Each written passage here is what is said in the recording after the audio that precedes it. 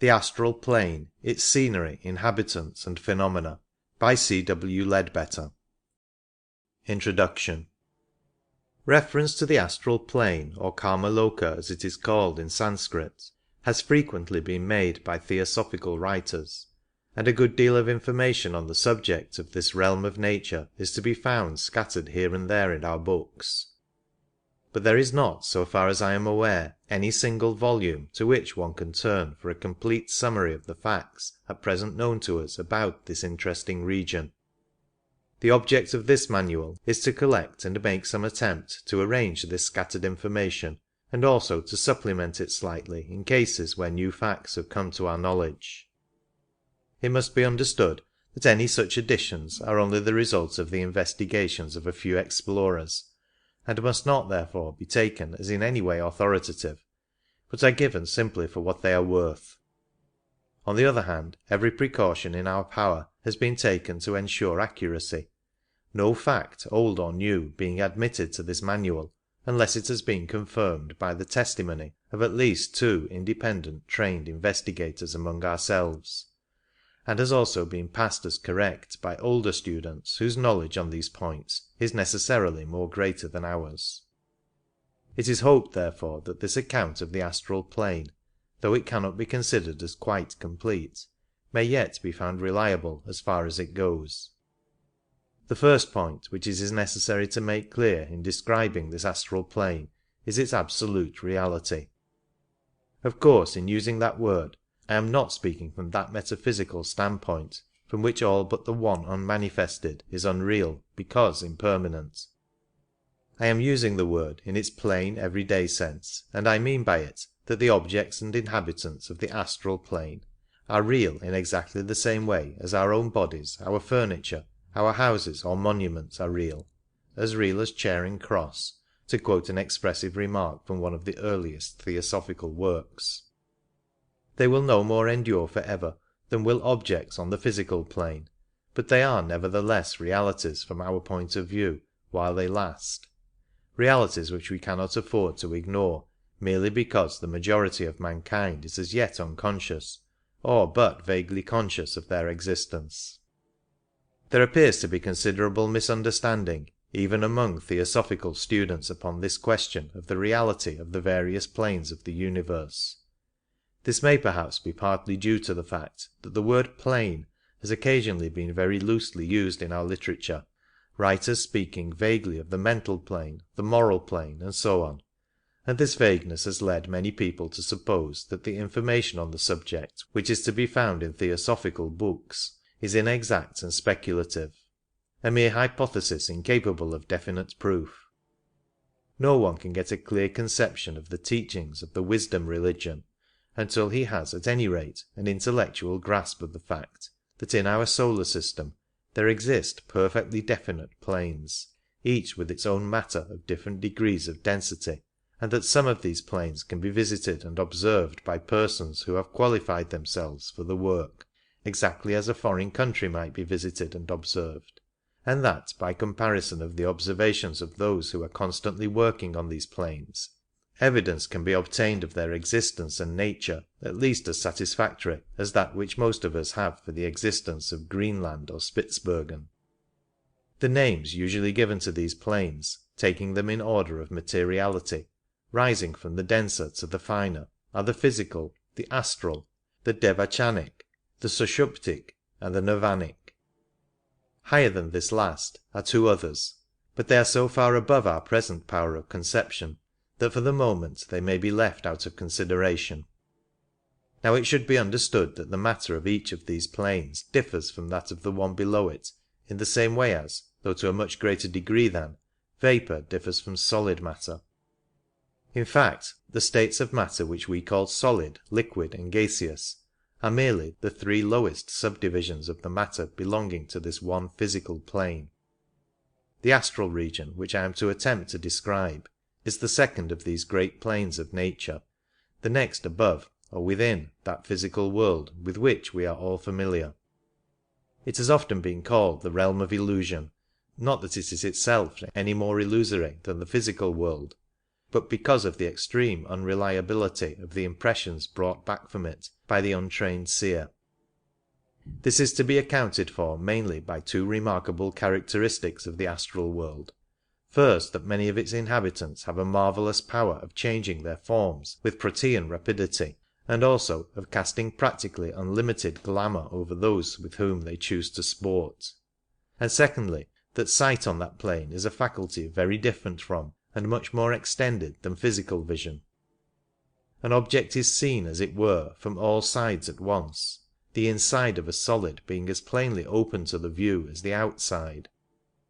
It is therefore obvious that an inexperienced visitor to this new world may well find considerable difficulty in understanding what he really does see, and still more in translating his vision into the very inadequate language of ordinary speech. A good example of the sort of mistake that is likely to occur is the frequent reversal of any number which the seer has to read from the astral light, so that he would be liable to render, say, 139 as 931, and so on. In the case of a student of occultism trained by a capable master, such a mistake would be impossible except through great hurry or carelessness, since such a pupil has to go through a long and varied course of instruction in this art of seeing correctly, the master or perhaps some more advanced pupil bringing before him again and again all possible forms of illusion, and asking him, "What do you see?"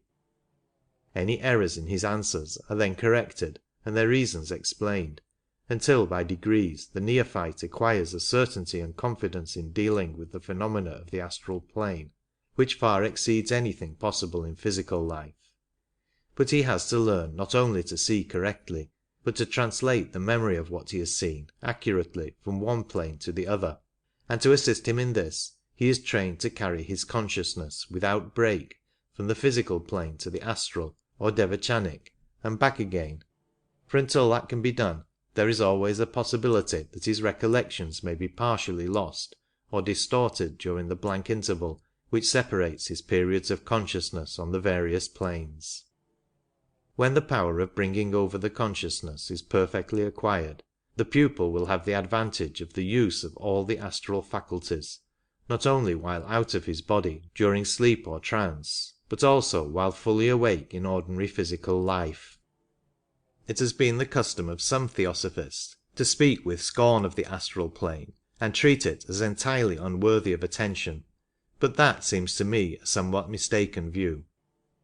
Most assuredly, that at which we have to aim is the purely spiritual plane, and it would be most disastrous for any student to neglect that higher development and rest satisfied with the attainment of astral consciousness. There are some whose karma is such as to enable them to develop the purely spiritual faculties first of all, to overleap the astral plane for the time, as it were, and when afterwards they make its acquaintance, they have, if their spiritual development has been perfect, the immense advantage of dipping into it from above, with the aid of a spiritual insight which cannot be deceived, and a spiritual strength which nothing can resist. It is, however, a mistake to suppose, as some writers have done, that this is the only or even the ordinary method adopted by the masters of wisdom with their pupils. Where it is possible, it saves much trouble, but for most of us such progress by leaps and bounds has been forbidden by our own faults or follies in the past. All that we can hope for is to win our way slowly, step by step, and since this astral plane lies next to our world of denser matter, it is usually in connection with it that our earliest superphysical experiences take place.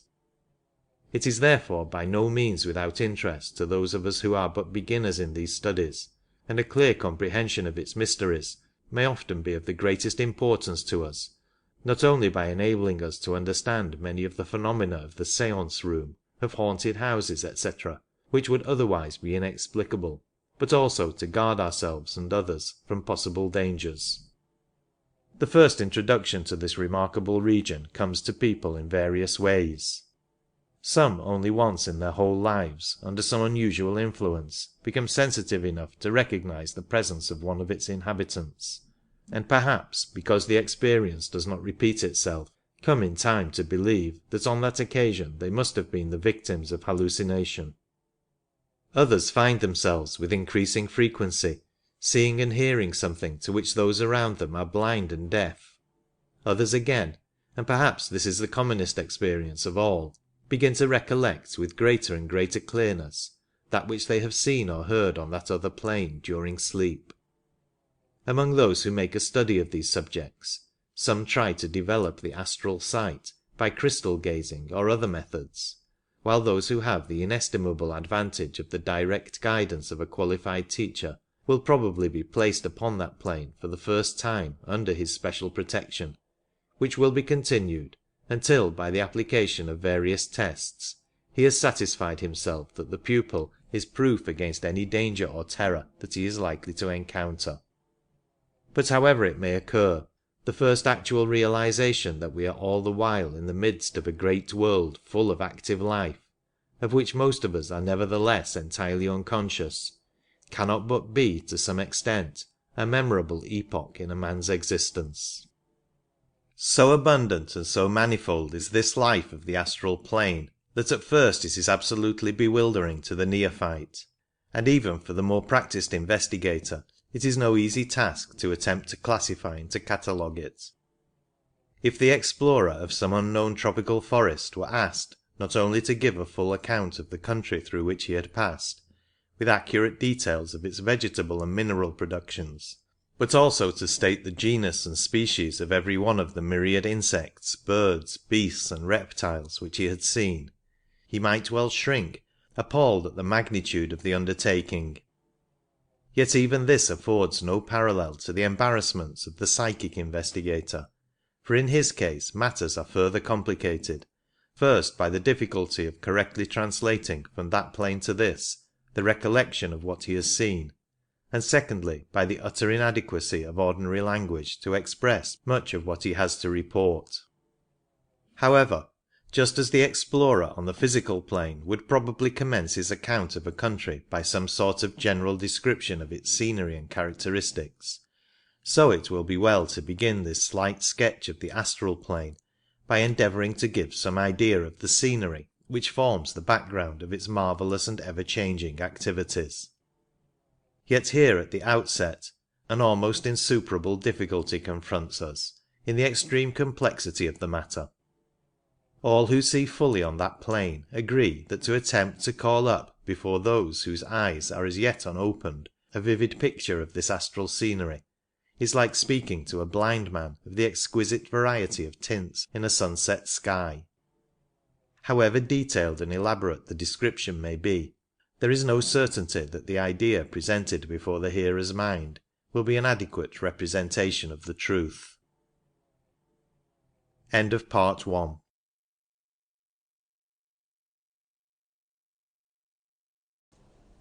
Part 2 of The Astral Plane by Charles Webster Leadbetter.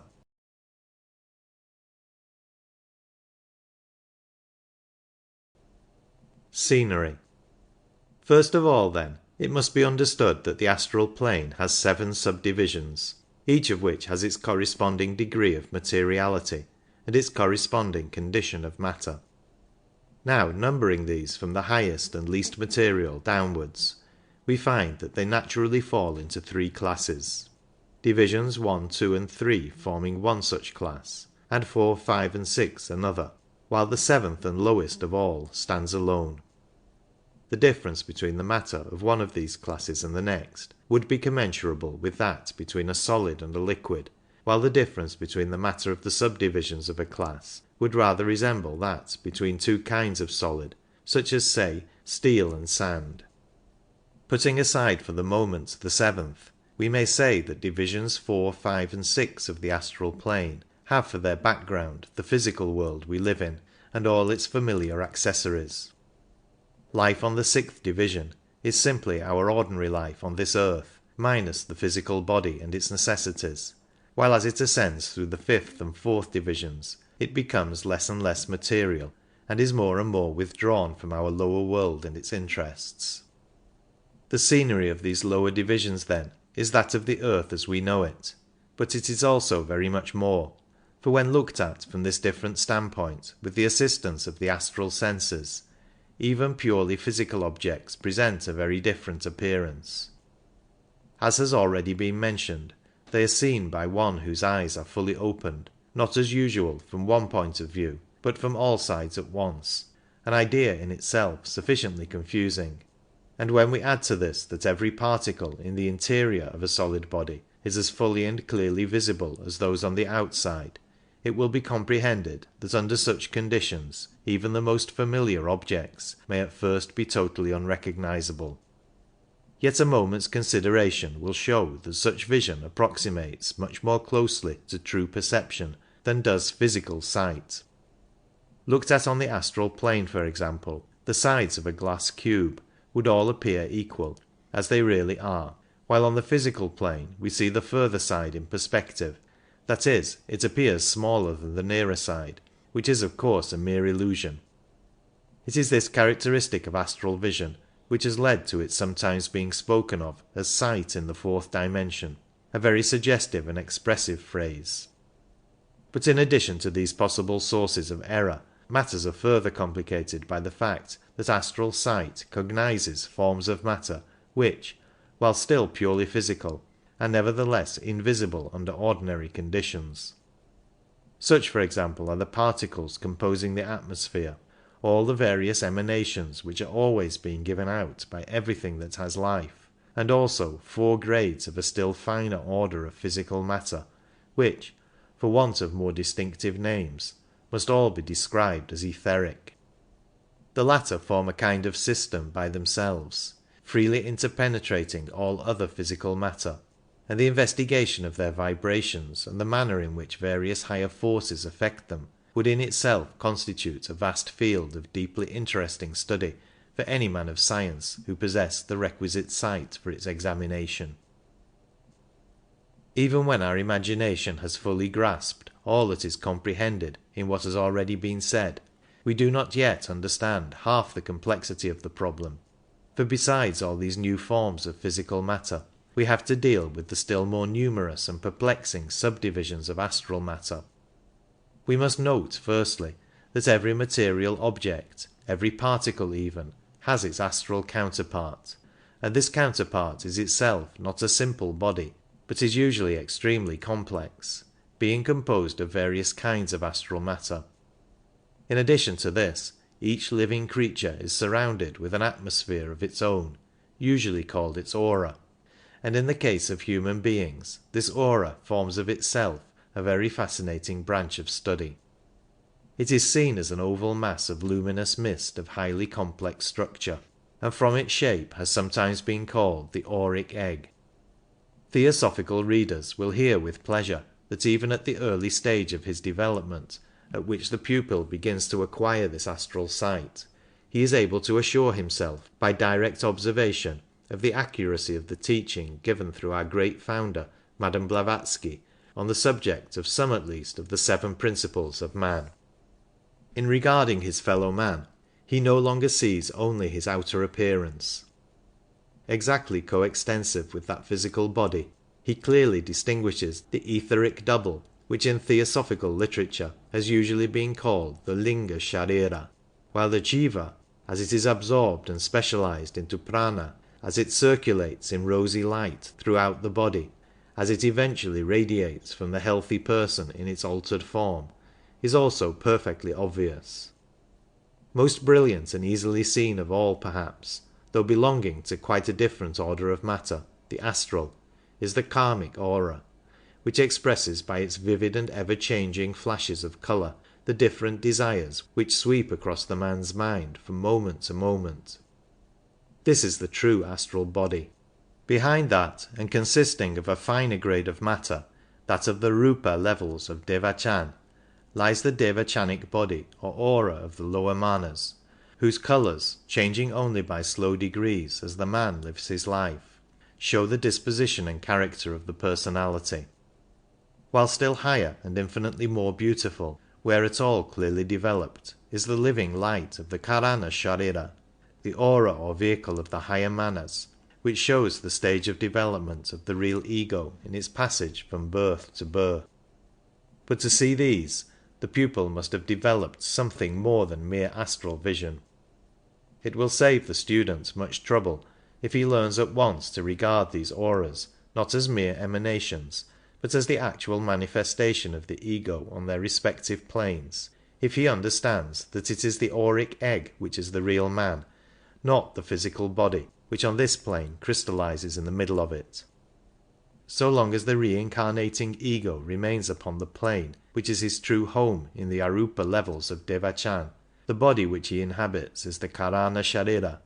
But when he descends into the rupa levels, he must, in order to be able to function upon them, clothe himself in their matter, and the matter that he thus attracts to himself furnishes his devachanic or mind body.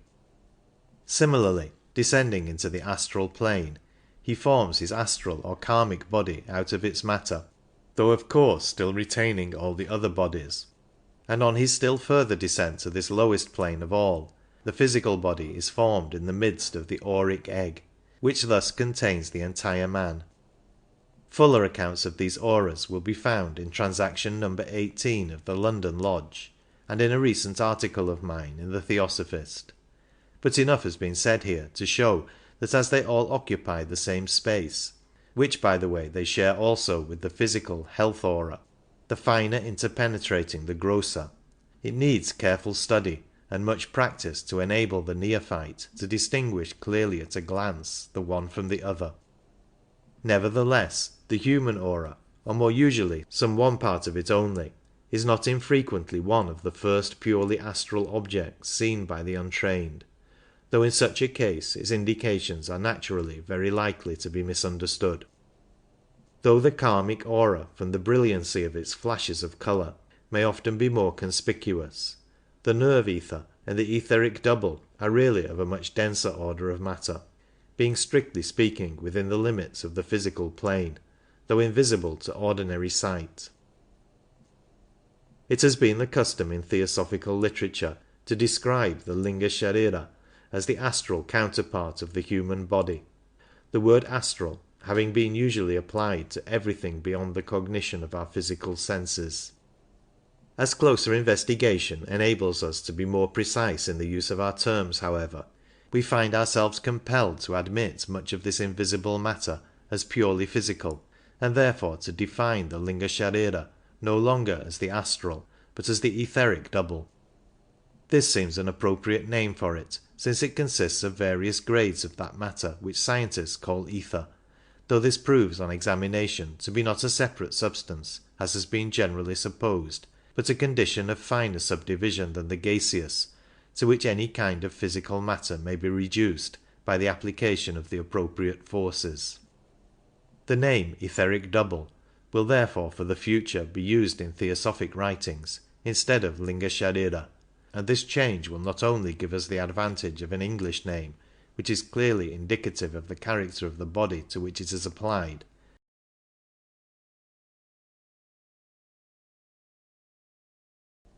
it must not, however, be supposed that in making this alteration in nomenclature we are in any way putting forward a new conception. We are simply altering, for the sake of greater accuracy, the labels previously attached to certain facts in nature. If we examine with psychic faculty the body of a newly born child, we shall find it permeated not only by astral matter of every degree of density, but also by the several grades of etheric matter,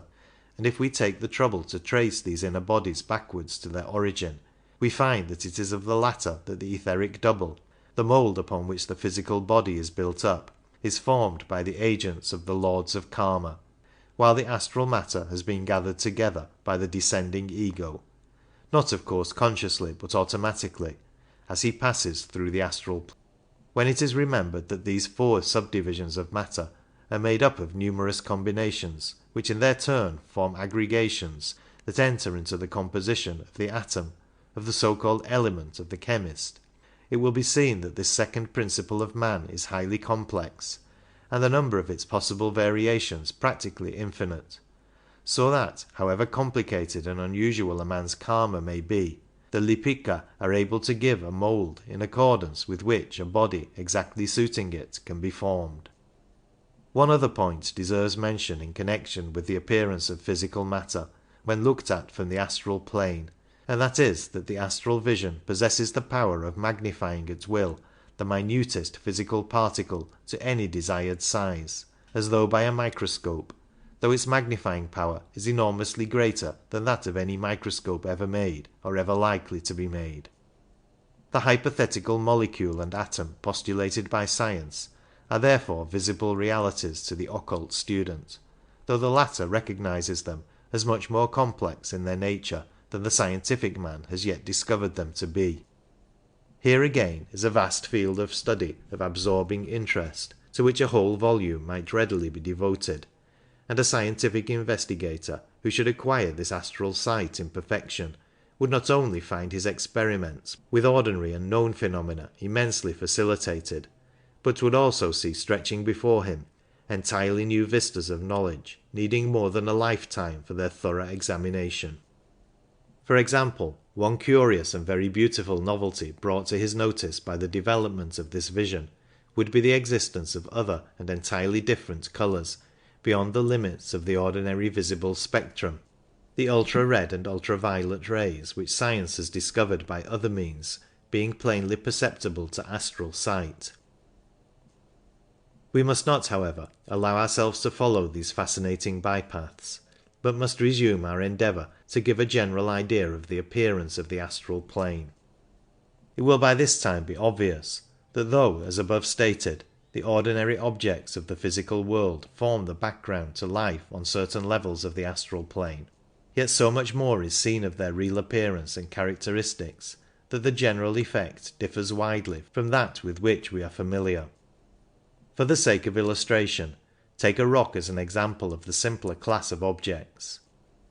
When regarded with trained sight, it is no mere inert mass of stone.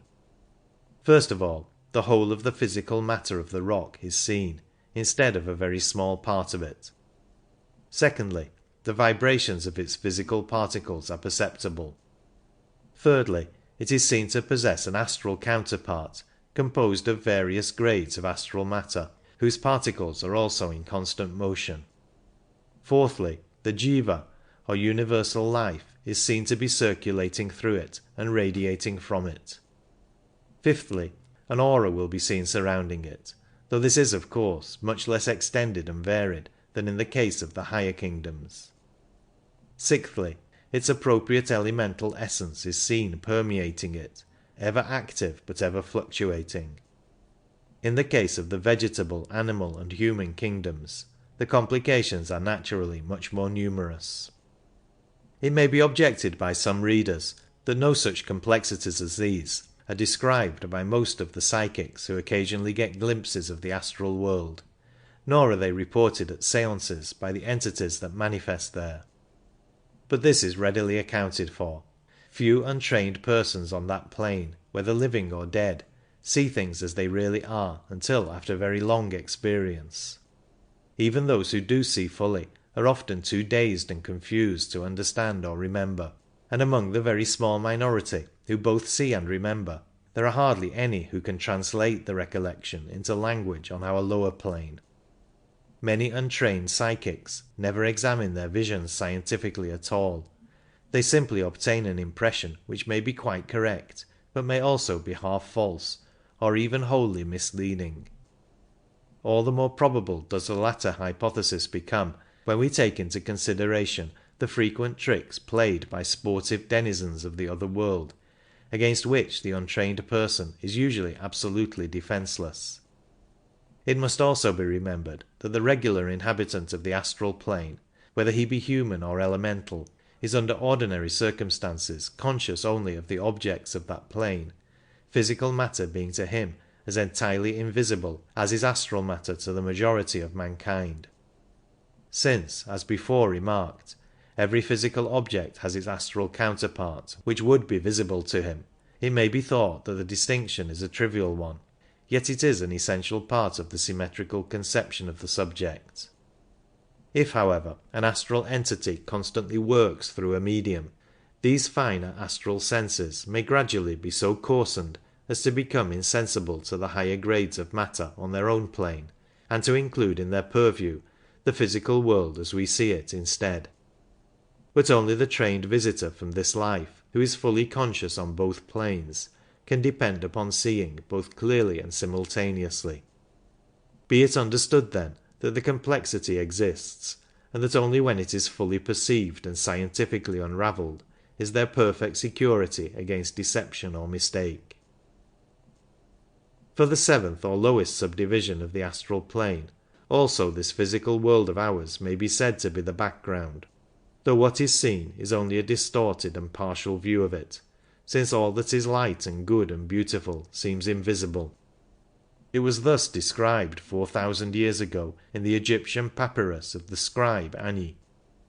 What manner of place is this unto which I have come? It hath no water, it hath no air, it is deep, unfathomable. It is black as the blackest night, and men wander helplessly about therein. In it a man may not live in quietness of heart. For the unfortunate entity on that level, it is indeed true that all the earth is full of darkness and cruel habitations, but it is darkness which radiates from within himself, and causes his existence to be passed in a perpetual night of evil and horror, a very real hell though, like all other hells, entirely of man's own creation.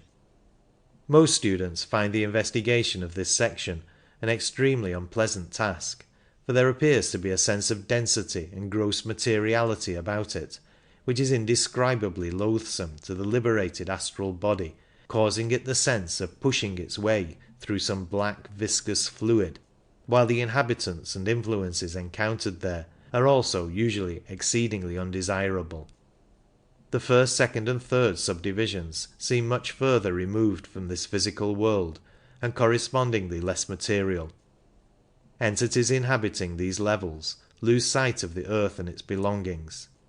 They are usually deeply self-absorbed, and to a large extent create their own surroundings, though these are not purely subjective, as in Devachan, but on the contrary sufficiently objective to be perceptible to other entities, and also to clairvoyant vision. This region is beyond doubt the Summerland of which we hear so much at spiritualistic seances, and the entities who descend from and describe it are probably often speaking the truth as far as their knowledge extends. It is on these planes that spirits call into temporary existence their houses, schools and cities, for these objects are often real enough for the time, though to a clearer sight they may sometimes be pitiably unlike what their delighted creators suppose them to be. Nevertheless, many of the imaginations that take form there are of real though temporary beauty, and a visitor who knew of nothing higher might wander contentedly enough there, among forests and mountains, lovely lakes and pleasant flower gardens, or might even construct such surroundings to suit his own fancies. It may be said in passing that communication is limited on the astral plane by the knowledge of the entity, just as it is here. While a person able to function freely on that plane can communicate with any of the human entities there present more readily and rapidly than on earth, by means of mental impressions, the inhabitants themselves do not usually seem able to exercise this power, but appear to be restricted by limitations similar to those that prevail on earth, though perhaps less rigid. The result of this is that they are found associating, there as here, in groups drawn together by common sympathies, beliefs and language. An account of the scenery of the astral plane would be incomplete without mention of what are commonly called the records of the astral light, the photographic representation of all that has ever happened. These records are really and permanently impressed upon that higher medium called the Akasha, and are only reflected in a more or less spasmodic manner in the astral light, so that one whose power of vision does not rise above this plane will be likely to obtain only occasional and disconnected pictures of the past, instead of a coherent narrative. But nevertheless, pictures of all kinds of past events are constantly being reproduced on the astral plane, and form an important part of the surroundings of the investigator there. End of Part 2.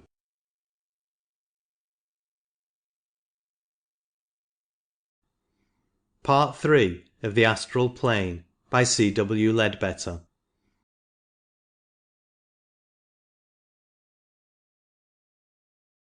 Inhabitants.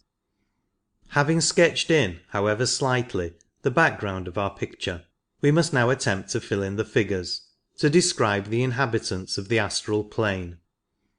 The immense variety of these entities makes it exceedingly difficult to arrange and tabulate them. Perhaps the most convenient method will be to divide them into three great classes: the human, the non-human, and the artificial. 1. Human. The human denizens of Karmaloka fall naturally into two groups, the living and the dead, or, to speak more accurately, those who still have a physical body and those who have not. 1. Living. The entities which manifest on the astral plane during physical life may be subdivided into four classes. 1. The adept or chela in the Mayavirupa.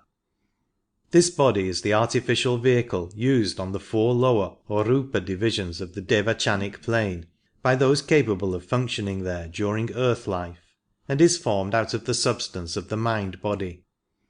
The pupil is at first unable to construct this for himself, and has therefore to be content with his ordinary astral body composed of the less refined matter of the karmic aura, but at a certain stage of his progress the master himself forms his Mayavirupa for him for the first time, and afterwards instructs and assists him until he can make it for himself easily and expeditiously. When this facility is attained, this vehicle is habitually used in place of the grosser astral body, since it permits of instant passage from the astral to the Devachanic plane and back again at will, and allows of the use at all times of the higher powers belonging to its own plane. It must be noted, however, that a person travelling in the Mayavirupa is not perceptible to merely astral vision, unless he chooses to make himself so by gathering around him particles of astral matter, and so creating for himself a temporary body suitable to that plane. Though such a temporary creation would resemble the ordinary astral body only as a materialization resembles the physical body, in each case it is a manifestation of a higher entity on a lower plane in order to make himself visible to those whose senses cannot yet transcend that plane. But whether he be in the Mayavirupa or the astral body, the pupil who is introduced to the astral plane under the guidance of a competent teacher has always the fullest possible consciousness there, and is in fact himself exactly as his friends know him on earth, minus only the four lower principles in the former case and the three lower in the latter, and plus the additional powers and faculties of this higher condition which enable him to carry on far more easily and far more efficiently on that plane during sleep the theosophical work which occupies so much of his thought in his waking hours. Whether he will remember fully and accurately on the physical plane what he has done or learnt on the other depends largely, as before stated, upon whether he is able to carry his consciousness without intermission from the one state to the other. 2. The psychically developed person who is not under the guidance of a master. Such a person may or may not be spiritually developed, for the two forms of advancement do not necessarily go together, and when a man is born with psychic powers, it is simply the result of efforts made during a previous incarnation which may have been of the noblest and most unselfish character, or on the other hand may have been ignorant and ill-directed, or even entirely unworthy. Such a one will usually be perfectly conscious when out of the body, but for want of proper training is liable to be greatly deceived as to what he sees. He will often be able to range through the different subdivisions of the astral plane almost as fully as persons belonging to the last class, but sometimes he is especially attracted to some one division, and rarely travels beyond its influences. His recollection of what he has seen may vary according to the degree of his development, through all the stages from perfect clearness to utter distortion or blank oblivion. He will appear always in the astral body, since by the hypothesis he does not know how to form the Mayavirupa.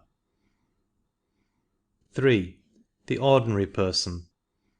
That is, the person without any psychic development, floating about in his astral body in a more or less unconscious condition.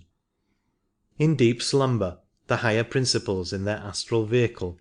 almost invariably withdraw from the body and hover in its immediate neighbourhood, practically almost as much asleep as the latter. In some cases, however, this astral vehicle is less lethargic, and floats dreamily about on the various astral currents, occasionally recognizing other people in a similar condition, and meeting with experiences of all sorts, pleasant and unpleasant, the memory of which, hopelessly confused and often travestied into a grotesque caricature of what really happened, will cause the man to think next morning what a remarkable dream he has had. These extruded astral bodies are almost shapeless, and very indefinite in outline in the case of the more backward races and individuals. But as the man develops in intellect and spirituality, his floating astral becomes better defined and more closely resembles his physical encasement. Since the psychical faculties of mankind are in course of evolution, and individuals are at all stages of their development, this class naturally melts by imperceptible gradations into the former one. 4. The Black Magician or his pupil. This class corresponds closely to the first, except that the development has been for evil instead of good, and the powers acquired are used for purely selfish purposes instead of for the benefit of humanity. The investigator Among will its occasionally lower meet on the astral plane students of occultism from all parts of the world, belonging to lodges quite unconnected with the masters of whom theosophists know most, who are in many cases most earnest and self-sacrificing seekers after truth. It is noteworthy, however, that all such lodges are at least aware of the existence of the great Himalayan Brotherhood, and acknowledge it as containing among its members the highest adepts now known on earth. 2.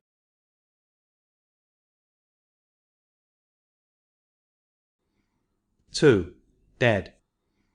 To begin with, of course, this very word dead is an absurd misnomer, as most of the entities classified under this heading are as fully alive as we are ourselves. The term must be understood as meaning those who are for the time unattached to a physical body. They may be subdivided into 9 principal classes as follows. 1. The Nirmanakaya. This class is just mentioned in order to make the catalogue complete, but it is of course very rarely indeed that so exalted a being manifests himself upon so low a plane as this. When for any reason connected with his sublime work he found it desirable to do so, he would probably create a temporary astral body for the purpose, just as the adept in the Mayavirupa would do, since the more refined vesture would be invisible to astral sight. 2. The Chela awaiting reincarnation. It has frequently been stated in theosophical literature that when the pupil reaches a certain stage, he is able, with the assistance of his master, to escape from the action of what is in ordinary cases the law of nature which carries a human being into the devachanic condition after death, there to receive his due reward in the full working out of all the spiritual forces which his highest aspirations have set in motion while on earth. As the pupil must by the hypothesis be a man of pure life and high thought, it is probable that in his case these spiritual forces will be of abnormal strength, and therefore if he, to use the technical expression, takes his devachan, it is likely to be an extremely long one. But if instead of taking it, he chooses the path of renunciation, thus even at his low level and in his humble way beginning to follow in the footsteps of the great master of renunciation, Gautama Buddha himself, he is able to expend that reserve of force in quite another direction, to use it for the benefit of mankind, and so, infinitesimal though his offering may be, to take his tiny part in the great work of the Nirmanakayas. By taking this course he no doubt sacrifices centuries of intense bliss, but on the other hand he gains the enormous advantage of being able to continue his life of work and progress without a break. When a pupil who has decided to do this dies, he simply steps out of his body, as he has often done before, and waits upon the astral plane until a suitable reincarnation can be arranged for him by his master. This being a marked departure from the usual course of procedure, the permission of a very high authority has to be obtained before the attempt can be made. Yet even when this is granted, so strong is the force of natural law that it is said that the pupil must be careful to confine himself strictly to the Kamaloka while the matter is being arranged, lest if he once, even for a moment, touch the devachanic plane, he might be swept, as by an irresistible current, into the line of normal evolution again. In some cases, though these are rare, he is enabled to avoid the trouble of a new birth by being placed directly in an adult body whose previous tenant has no further use for it, but naturally it is not often that a suitable body is available. Far more frequently he has to wait on the astral plane, as mentioned before, until the opportunity of a fitting birth presents itself. In the meantime, however, he is losing no time, for he is just as fully himself as ever he was, and is able to go on with the work given him by his master even more quickly and efficiently than when in the physical body, since he is no longer hampered by the possibility of fatigue. His consciousness is of course quite complete, and he roams at will through all the divisions of the Kamaloka with equal facility. The chela awaiting reincarnation is by no means one of the common objects of the astral plane, but still he may be met with occasionally, and therefore he forms one of our classes. No doubt as the evolution of humanity proceeds, and an ever-increasing proportion enter upon the path of holiness, this class will become more numerous. 3. The ordinary person after death. Needless to say, this class is millions of times larger than those of which we have spoken, and the character and condition of its members vary within extremely wide limits. Within similarly wide limits may vary also the length of their lives upon the astral plane, for while there are those who pass only a few days or hours there, others remain upon this level for many years and even centuries. A man who has led a good and pure life, whose strongest feelings and aspirations have been unselfish and spiritual, will have no attraction to this plane, and will, if entirely left alone, find little to keep him upon it, or to awaken him into activity even during the comparatively short period of his stay. For it must be understood that after death the true man is withdrawing into himself, and just as at the first step of that process he casts off the physical body, and almost directly afterwards the etheric double and the prana, so it is intended that he should, as soon as possible, cast off also the astral or karmic body, and pass into the devachanic condition, where alone his spiritual aspirations can find their full fruition. The noble and pure-minded man will be able to do this, for he has subdued all earthly passions during life. The force of his will has been directed into higher channels, and there is therefore but little energy of lower desire to be worked out in Kamaloka. His stay there will consequently be very short, and most probably he will have little more than a dreamy half-consciousness of existence, until he sinks into the sleep during which his higher principles finally free themselves from the karmic envelope and enter upon the blissful rest of Devachan. For the person who has not as yet entered upon the path of occult development, what has been described is the ideal state of affairs, but naturally it is not attained by all or even by the majority. The average man has by no means freed himself from the lower desires before death, and it takes a long period of more or less fully conscious life on the astral plane to allow the forces he has generated to work themselves out, and thus release the higher ego. The body which he occupies during this period is Kamarupa, which may be described as a rearrangement of the matter of his astral body. But it is much more defined in outline, and there is also this important difference between the two, that while the astral body, if sufficiently awakened during life to function at all freely, would probably be able to visit all, or at any rate most of the subdivisions of its plane,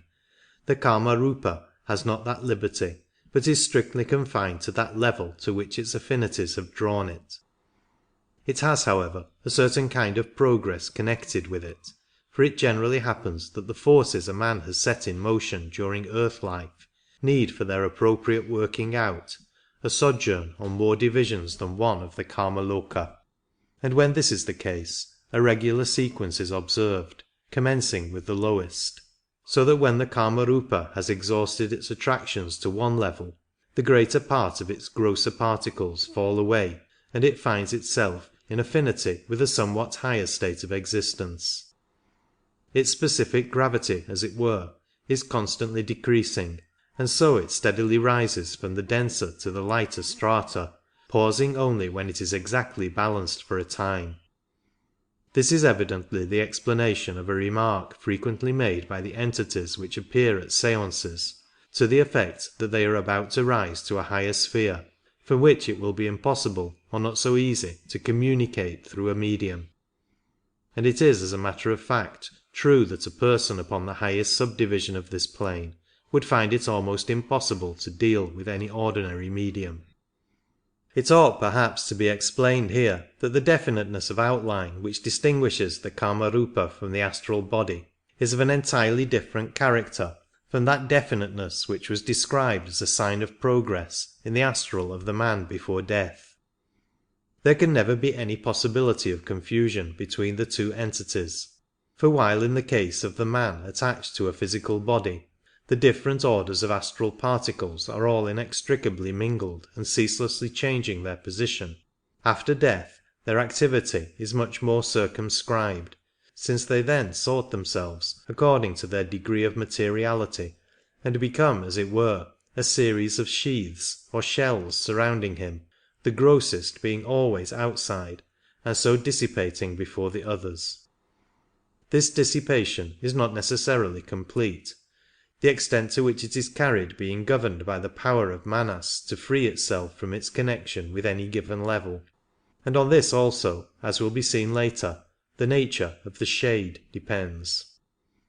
The poetic idea of death as a universal leveller is a mere absurdity born of ignorance, for as a matter of fact, in the vast majority of cases, the loss of the physical body makes no difference whatever in the character or intellect of the person, and there are therefore as many different varieties of intelligence among those whom we usually call the dead as among the living.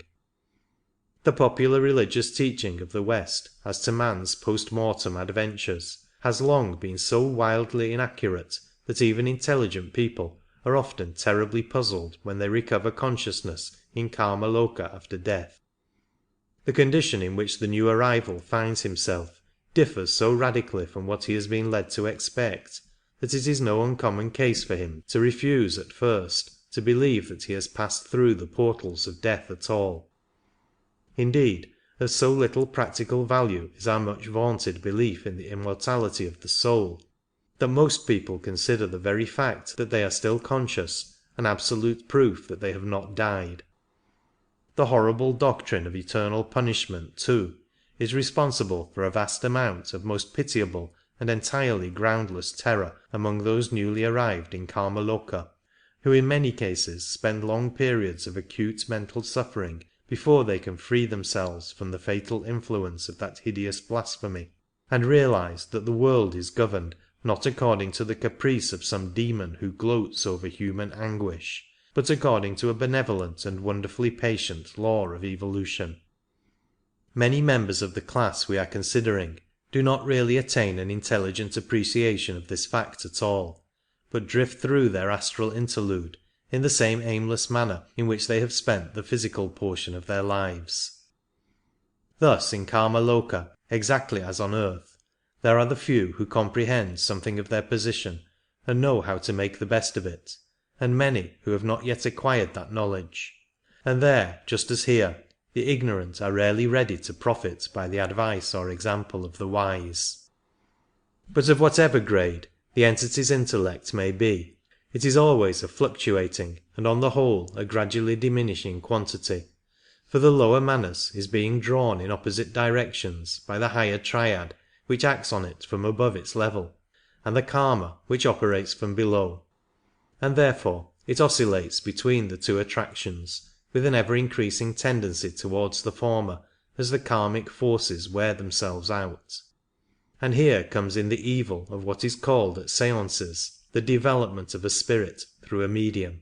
a process the object of which is to intensify the downward pull of the karma, to awaken the lower portion of the entity, that being all that can be reached, from the natural and desirable unconsciousness into which it is passing, and thus to prolong unnaturally its existence in the karma loka. The peculiar danger of this will be seen when it is recollected that the real man is all the while steadily withdrawing into himself, and is therefore as time goes on less and less able to influence or guide this lower portion, which nevertheless, until the separation is complete, has the power to generate karma, and under the circumstances is obviously far more likely to add evil than good to its record. Thus the harm done is threefold. First, the retardation of the separation between manas and karma, and the consequent waste of time and prolongation of the interval between two incarnations. Secondly, the extreme probability, almost amounting to certainty, that a large addition will be made to the individual's evil karma, which will have to be worked out in future births. Thirdly, the terrible danger that this abnormal intensification of the force of karma may eventually enable the latter to entangle the whole of the lower manas inextricably, and so cause the entire loss of an incarnation. Though such a result as this last mentioned is happily uncommon, it is a thing that has happened more than once, and in very many cases, where the evil has fallen short of this ultimate possibility, the individual has nevertheless lost much more of his lower manas by this additional entanglement with karma than he would have done if left to withdraw into himself quietly as nature intended.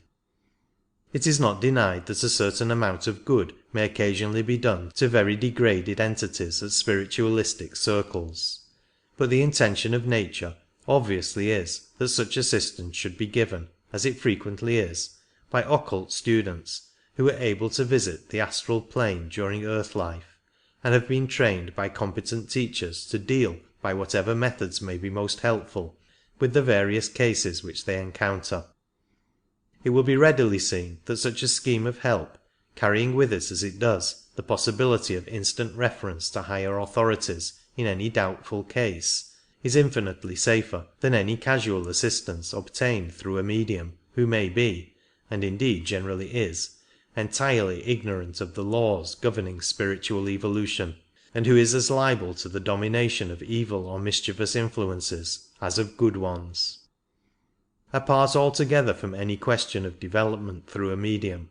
there is another and much more frequently exercised influence, which may seriously retard a disembodied entity on his way to Devachan, and that is the intense and uncontrolled grief of his surviving friends or relatives.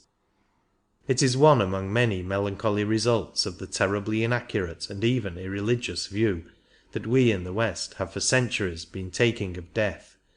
that we not only cause ourselves an immense amount of wholly unnecessary pain over this temporary parting from our loved ones, but we also do serious injury to those for whom we bear so deep an affection by means of this very regret which we feel so acutely. As one of our ablest writers has recently told us, when our departed brother is sinking peacefully and naturally into pre-devachanic unconsciousness, an awakening may be caused by the passionate sorrow and desires of friends left on earth, and these, violently vibrating the karmic elements in the embodied persons, may set up vibrations in the karma rupa of the disembodied, and so reach and rouse the lower manas not yet withdrawn to and reunited with its parent, the spiritual intelligence. Thus it may be roused from its dreamy state to vivid remembrance of the earth life so lately left. This awakening is often accompanied by acute suffering,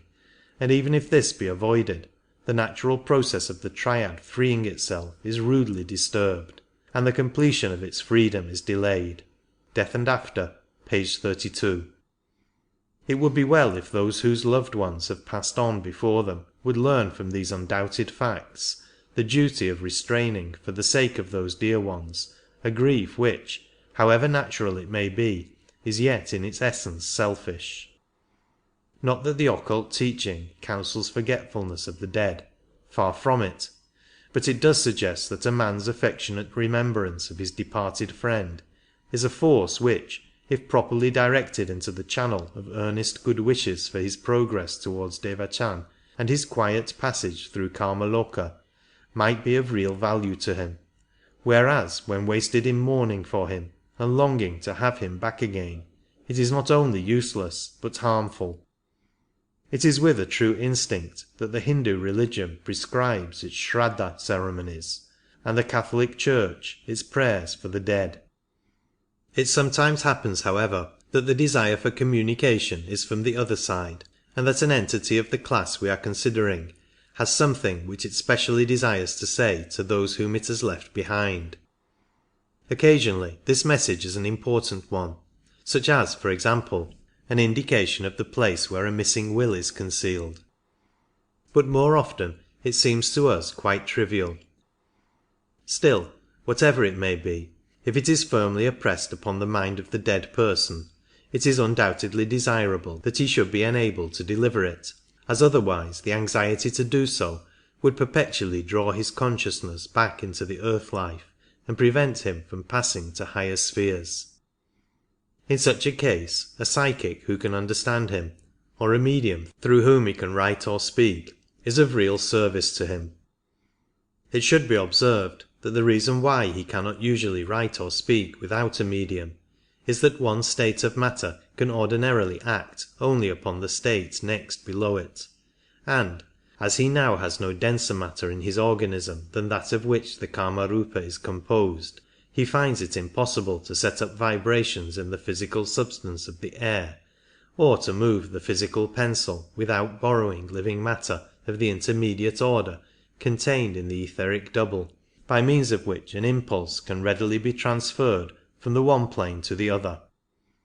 Now he would be unable to borrow this material from an ordinary person, because such a man's principles would be too closely linked together to be separated by any means likely to be at his command.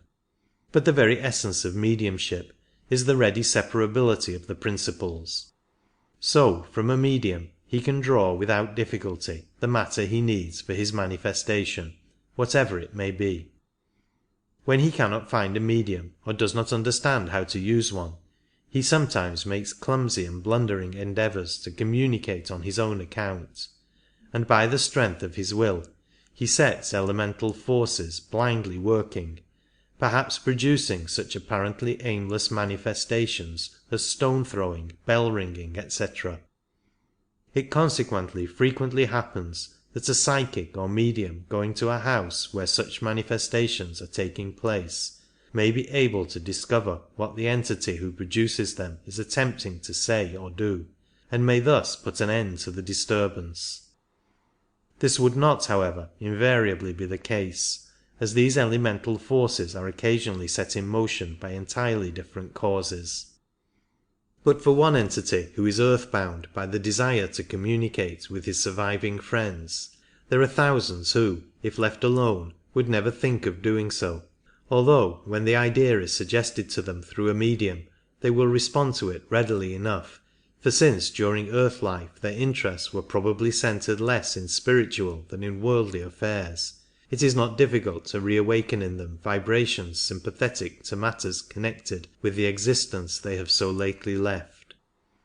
And this undesirable intensification of early thoughts is frequently brought about by the interference of well-meaning but ignorant friends, who endeavour to get communications from the departed through a medium, with the result that just in proportion to their success he is subjected to the various dangers mentioned above. It should also be remembered that the possible injury to the entity itself is by no means all the harm that may accrue from such a practice, for those who habitually attend séances during life are almost certain to develop a tendency to haunt them after death, and so themselves in turn run the risks into which they have so often brought their predecessors. Besides, it is well known that the vital energy necessary to produce physical manifestations is frequently drawn from the sitters as well as from the medium, and the eventual effect on the latter is invariably evil, as is evinced by the large number of such sensitives who have gone either morally or psychically to the bad, some becoming epileptic, some taking to drink, others falling under influences which induced them to stoop to fraud and trickery of all kinds. 4. The shade. When the separation of the principles is complete, the Kamaloka life of the person is over, and as before stated, he passes into the devachanic condition. But just as when he dies to this plane he leaves his physical body behind him, so when he dies to the astral plane he leaves his Kamarupa behind him. If he has purged himself from all earthly desires during life, and directed all his energies into the channels of unselfish spiritual aspiration, his higher ego will be able to draw back into itself the whole of the lower manas which it put forth into incarnation. In that case, the Kamarupa left behind on the astral plane will be a mere corpse, like the abandoned physical body, and it will then come not into this class but into the next. Even in the case of a man of somewhat less perfect life, almost the same result may be attained if the forces of lower desire are allowed to work themselves out undisturbed in Kamaloka. But the majority of mankind make but very trifling and perfunctory efforts while on earth to rid themselves of the less elevated impulses of their nature, and consequently doom themselves not only to a greatly prolonged sojourn on the astral plane, but also to what cannot be described otherwise than as a loss of a portion of the lower manas. This is no doubt a very material method of expressing the great mystery of the reflection of the higher manas in the lower, but since only those who have passed the portals of initiation can fully comprehend this, we must content ourselves with the nearest approximation to exactitude which is possible to us, and as a matter of fact, a very fairly accurate idea of what actually takes place will be obtained by adopting the hypothesis that the manasic principle sends down a portion of itself into the lower world of physical life at each incarnation, and expects to be able to withdraw it again at the end of the life, enriched by all its varied experiences. The ordinary man, however, usually allows himself to be so pitiably enslaved by all sorts of base desires that a certain portion of this lower manas becomes very closely interwoven with karma, and when the separation takes place, his life in Kamaloka being over, the manasic principle has, as it were, to be torn apart, the degraded portion remaining within the Kamarupa. This Kamarupa then consists of the particles of astral matter from which the lower manas has not been able to disengage itself, and which therefore retain it captive. For when manas passes into devachan, these clinging fragments adhere to a portion of it, and as it were wrench it away. The proportion of the matter of each level present in the Kamarupa will therefore depend on the extent to which manas has become inextricably entangled with the lower passions. It will be obvious that as manas in passing from level to level is unable to free itself completely from the matter of each, the Kamarupa will show the presence of each grosser kind which has succeeded in retaining its connection with it. Thus comes into existence the class of entity which has been called the shade, an entity, be it observed, which is not in any sense the real individual at all, for he has passed away into devachan, but nevertheless not only bears his exact personal appearance, but possesses his memory and all his little idiosyncrasies, and may therefore very readily personate him, as indeed it frequently does at seances. It is not, of course, conscious of any act of impersonation, for as far as its intellect goes, it must necessarily suppose itself to be the individual, but one can imagine the horror and disgust of the friends of the departed if they could only realize that they had been deceived into accepting as their loved one a mere soulless bundle of all his worst qualities. Its length of life varies according to the amount of the lower manas which animates it, but as this is all the while in the process of fading out, its intellect is a steadily diminishing quantity, though it may possess a great deal of a certain sort of animal cunning, and even quite towards the end of its career it is still able to communicate by borrowing temporary intelligence from the medium. From its very nature it is exceedingly liable to be swayed by all kinds of evil influences, and, having separated from its higher ego, it has nothing in its constitution capable of responding to good ones. It therefore lends itself readily to various minor purposes of some of the baser sort of black magicians. So much of the matter of the Manasic nature as it possesses gradually disintegrates and returns to its own plane, though not to any individual mind, and thus the shade fades by almost imperceptible gradations into a member of our next class. 5. The shell. This is absolutely the mere astral corpse in process of disintegration, every particle of the lower manas having left it. It is entirely without any kind of consciousness or intelligence, and is drifted passively about upon the astral currents, just as a cloud might be swept in any direction by a passing breeze. But even yet it may be galvanized for a few moments into a ghastly burlesque of life, if it happens to come within reach of a medium's aura.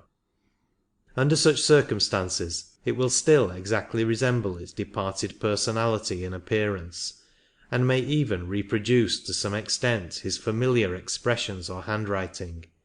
but it does so merely by the automatic action of the cells of which it is composed, which tend under stimulation to repeat the form of action to which they are most accustomed, and whatever amount of intelligence may lay behind any such manifestation has most assuredly no connection with the original entity, but is lent by the medium or his guides for the occasion.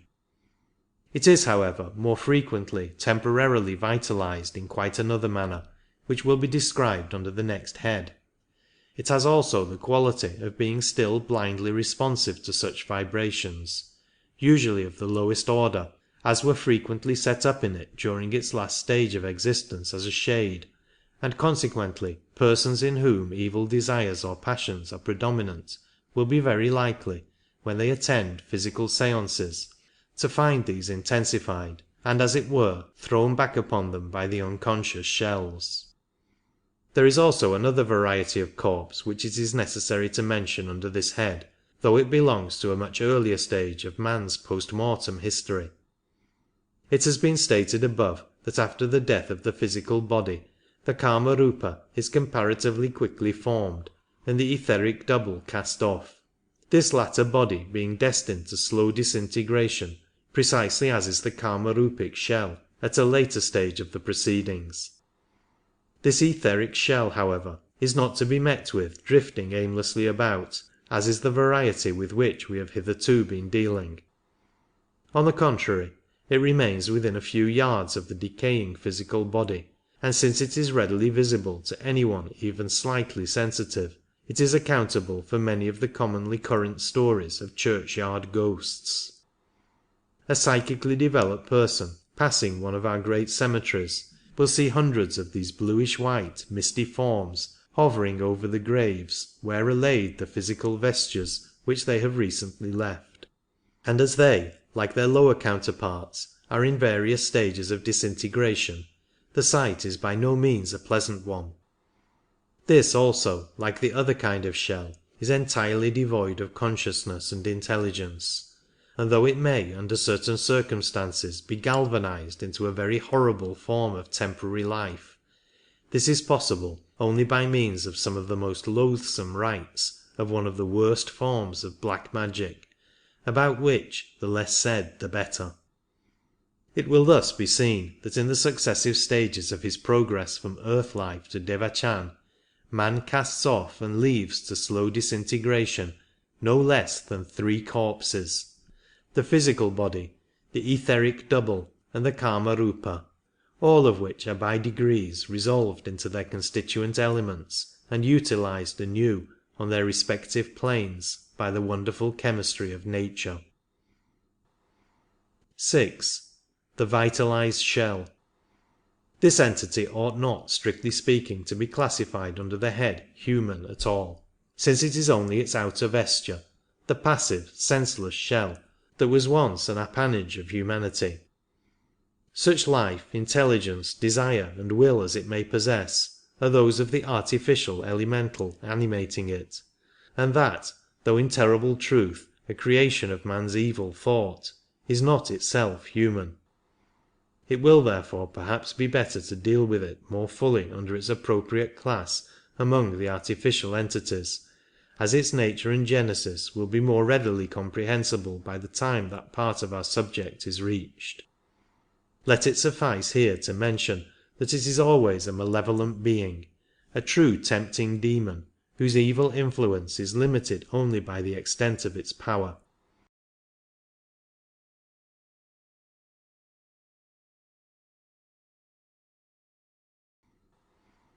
(7) The suicide or victim of sudden death. It will be readily understood that a man who is torn from physical life hurriedly while in full health and strength, whether by accident or suicide,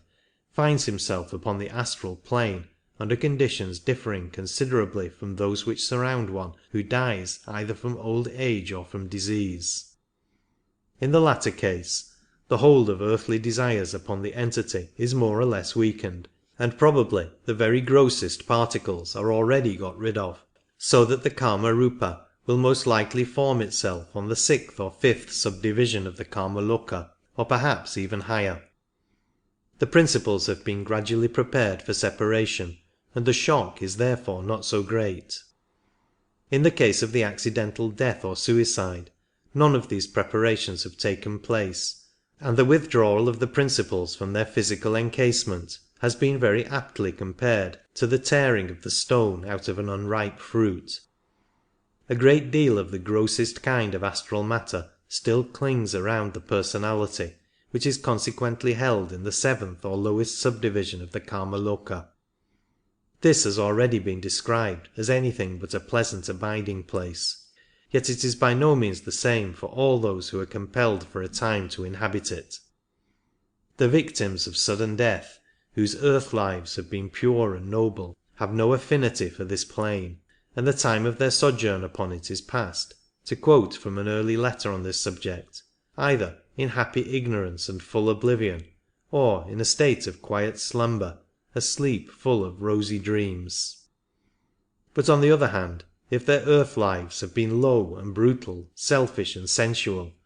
they will, like the suicides, be conscious to the fullest extent in this undesirable region, and they are liable to develop into terribly evil entities, inflamed with all kinds of horrible appetites which they can no longer satisfy directly now they are without a physical body. They gratify their loathsome passions vicariously through a medium or any sensitive person whom they can obsess, and they take a devilish delight in using all the arts of delusion which the astral plane puts in their power, in order to lead others into the same excesses which have proved so fatal to themselves. Quoting again from the same letter,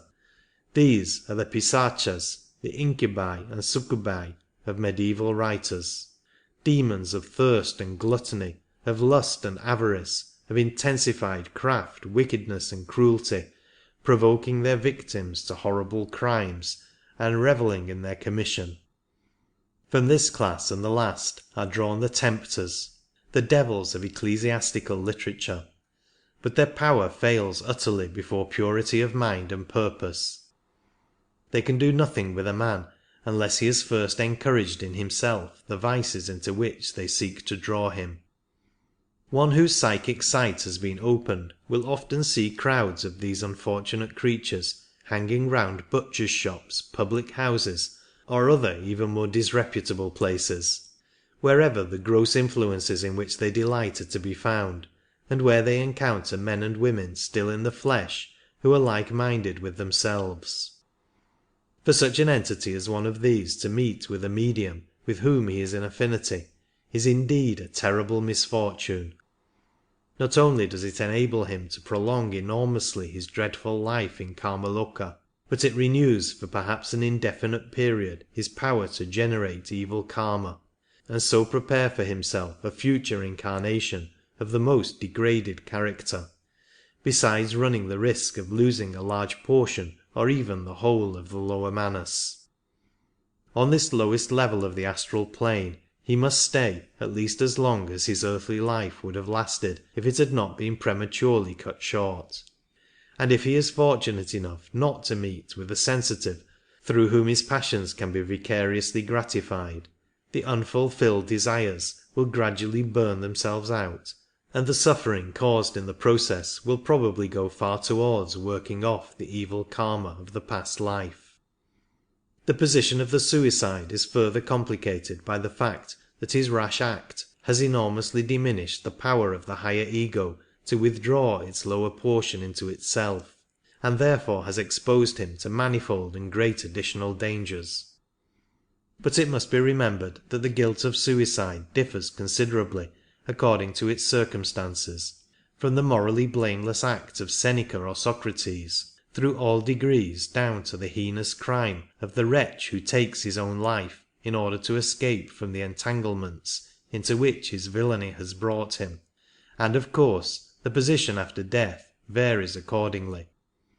It should be noted that this class, as well as the shades and the vitalized shells, are all what may be called minor vampires. That is to say, whenever they have the opportunity they prolong their existence by draining away the vitality from human beings whom they find themselves able to influence. This is why both medium and sitters are often so weak and exhausted after a physical seance. A student of occultism is taught how to guard himself from their attempts, but without that knowledge it is difficult for one who puts himself in their way to avoid being more or less laid under contribution by them. 8. The Vampire and Werewolf. There remain two even more awful but happily very rare possibilities to be mentioned before this part of our subject is completed, and though they differ very widely in many ways, we may yet perhaps group them together, since they have in common the qualities of unearthly horror and of extreme rarity, the latter arising from the fact that they are really relics of earlier races. We of the fifth root race ought to have evolved beyond the possibility of meeting such a ghastly fate as is indicated by either of the two headings of this subsection, and we have so nearly done it that these creatures are commonly regarded as mere medieval fables. Yet there are examples to be found occasionally even now, though chiefly in countries where there is a considerable strain of fourth race blood, such as Russia or Hungary. The popular legends about them are probably often considerably exaggerated, but there is nevertheless a terribly serious substratum of truth beneath the eerie stories which pass from mouth to mouth among the peasantry of Central Europe. The general characteristics of such tales are too well known to need more than a passing reference. A fairly typical specimen of the vampire story, though it does not profess to be more than the merest fiction, is Sheridan Le Fanu's Carmilla, while a very remarkable account of an unusual form of this creature is to be found in Isis Unveiled, Volume 1, page 454. All readers of theosophical literature are familiar with the idea that it is possible for a man to live a life so absolutely degraded and selfish, so utterly wicked and brutal, that the whole of his lower manas may become entirely enmeshed in karma, and finally separated from its spiritual source in the higher ego. Some students even seem to think that such an occurrence is quite a common one, and that we may meet scores of such soulless men, as they have been called, in the street every day of our lives. But this, happily, is untrue. To attain the appalling preeminence in evil, which thus involves the entire loss of a personality and the weakening of the developing individuality behind,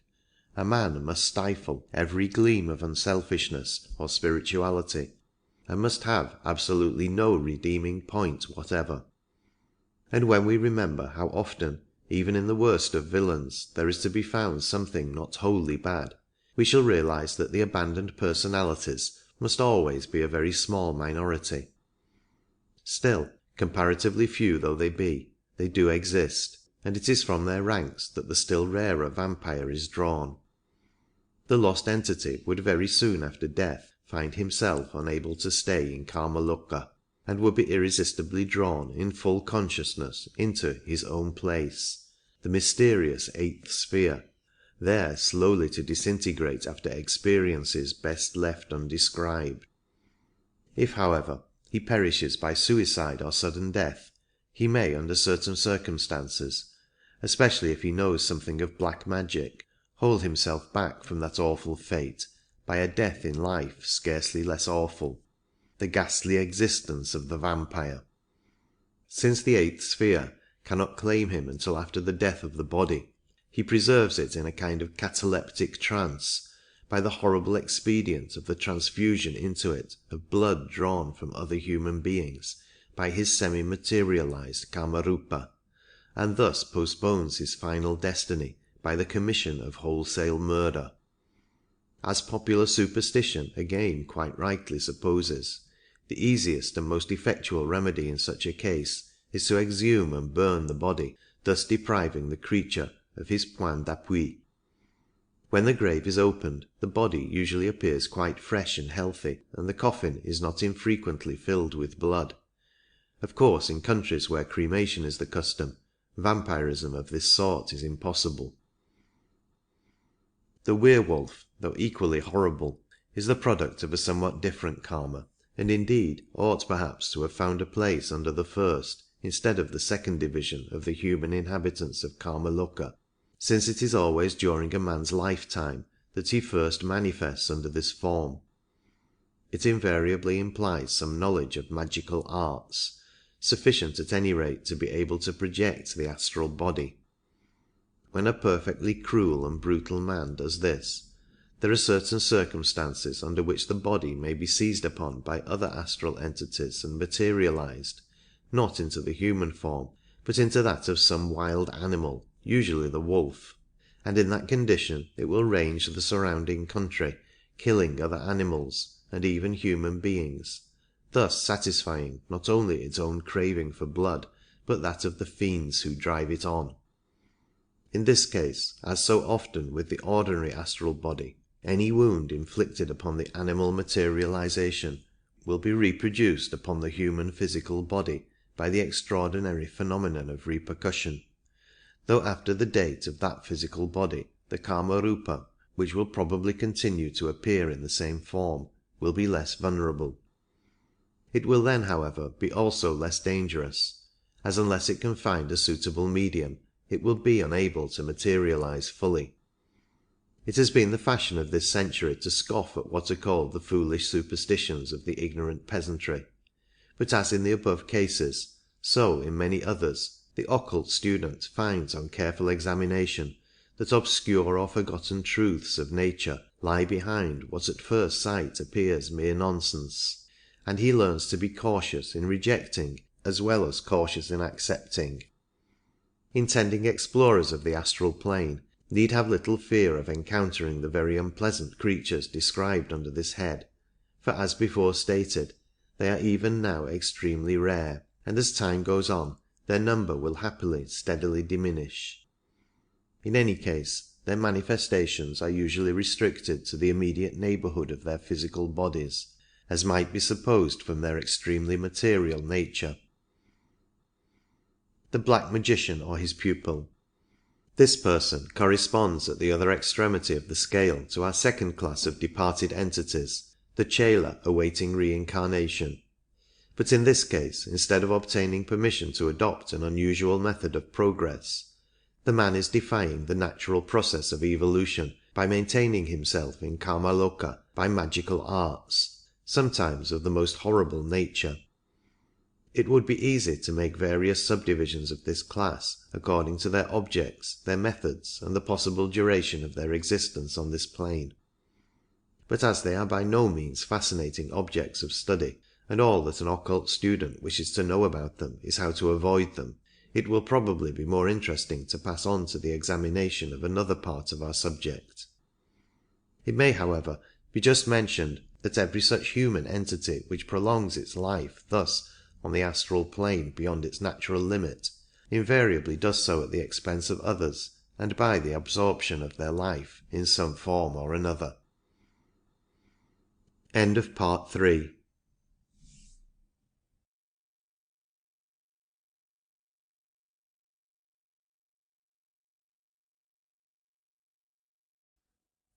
Part 4 of The Astral Plane by C.W. Ledbetter.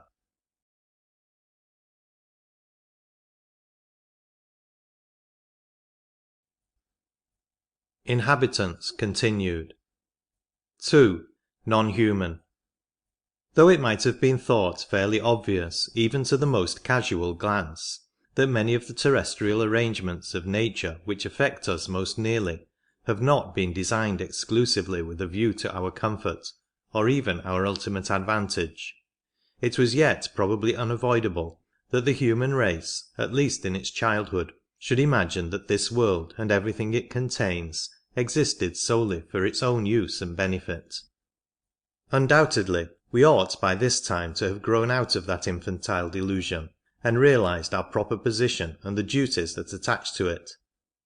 That most of us have not yet done so is shown in a dozen ways in our daily life, notably by the atrocious cruelty habitually displayed towards the animal kingdom under the name of sport by many who probably consider themselves highly civilized people. Of course, the veriest tyro in the holy science of occultism knows that all life is sacred, and that without universal compassion there is no true progress. But it is only as he advances in his studies that he discovers how manifold evolution is, and how comparatively small a place humanity really fills in the economy of nature. It becomes clear to him that just as earth, air and water support myriads of forms of life, which, though invisible to the ordinary eye, are revealed to us by the microscope, so the higher planes connected with our earth have an equally dense population of whose existence we are ordinarily completely unconscious.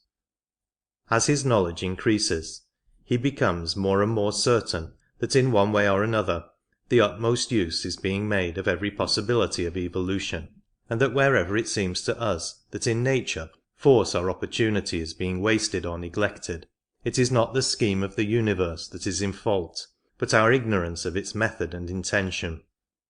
For the purposes of our present consideration of the non-human inhabitants of the astral plane, it will be best to leave out of consideration those very early forms of the universal life which are evolving in a manner of which we can have little comprehension through the successive encasement of atoms, molecules and cells. For if we commence at the lowest of what are usually called the elemental kingdoms, we shall even then have to group together under this general heading an enormous number of inhabitants of the astral plane upon whom it will be possible to touch only very slightly, as anything like a detailed account of them would swell this manual to the dimensions of an encyclopedia.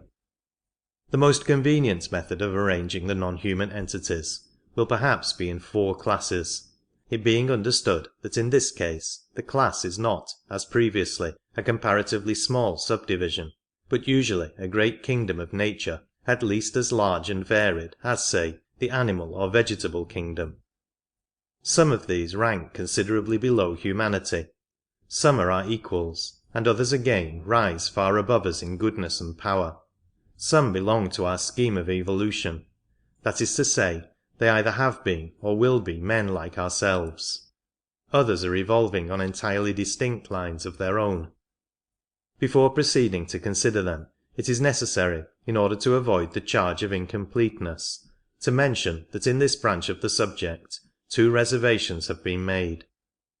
First, no reference is made to the occasional appearances of very high adepts from other planets of the solar system, and of even more august visitors from a still greater distance, since such matters cannot fitly be described in an essay for general reading. And besides, it is practically inconceivable, though of course theoretically possible, that such glorified beings should ever need to manifest themselves on a plane so low as the astral.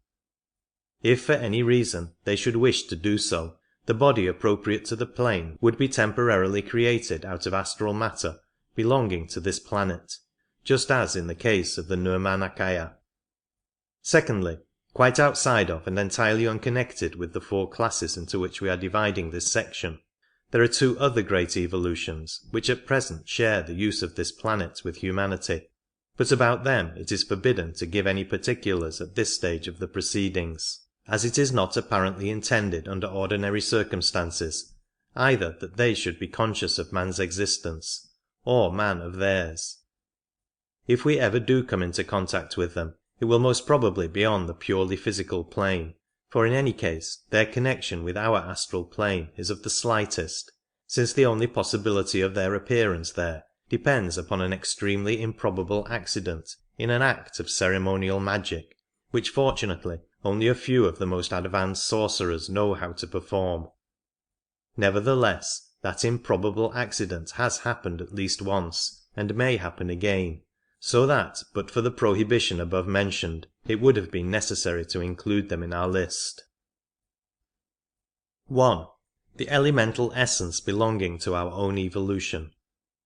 Just as the name elementary has been given indiscriminately by various writers to any or all of man's possible post-mortem conditions, so this word elemental has been used at various times to mean any or all non-human spirits, from the most godlike of the Devas down through every variety of nature spirit to the formless essence which pervades the kingdoms lying beyond the mineral, until, after reading several books, the student becomes absolutely bewildered by the contradictory statements made on the subject.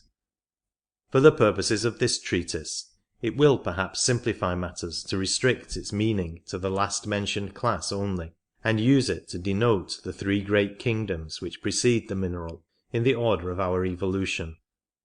It may be remembered that in one of the earlier letters from an adept teacher, these elemental kingdoms are referred to, and the statement is made that the first and second cannot readily be comprehended except by an initiate.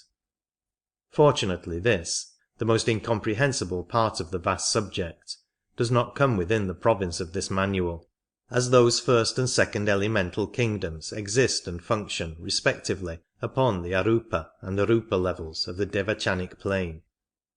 We have consequently to deal for the moment only with kingdom number 3, the one next before the mineral, though even that will be found to be quite sufficiently complicated, as will be understood when it is stated that it contains just over 2,400 perfectly distinct varieties of elemental essence, each of which the pupil who wishes to attain perfect control of the astral forces must learn not only to distinguish instantly at sight, but to deal with in its own special method and no other. Of course, phenomena of various sorts may be, and constantly are, produced by those who are able to wield only one or two of these forces, but the adept prefers to take the additional trouble requisite to understand all of them thoroughly, and uses in every case precisely the most appropriate force or combination of forces, so that his object may be attained with scientific accuracy and with the least possible expenditure of energy. To speak, as we so often do, of an elemental in connection with the group we are now considering is somewhat misleading, for strictly speaking there is no such thing. What we find is a vast store of elemental essence, wonderfully sensitive to the most fleeting human thought, responding with inconceivable delicacy in an infinitesimal fraction of a second to a vibration set up in it, even by an entirely unconscious exercise of human will or desire. But the moment that, by the influence of such thought or exercise of will, it is moulded into a living force, into something that may correctly be described as an elemental, it at once ceases to belong to the category we are discussing, and becomes a member of the artificial class. Even then its separate existence is usually of the most evanescent character, and as soon as its impulse has worked itself out, it sinks back into the undifferentiated mass of that particular subdivision of elemental essence from which it came.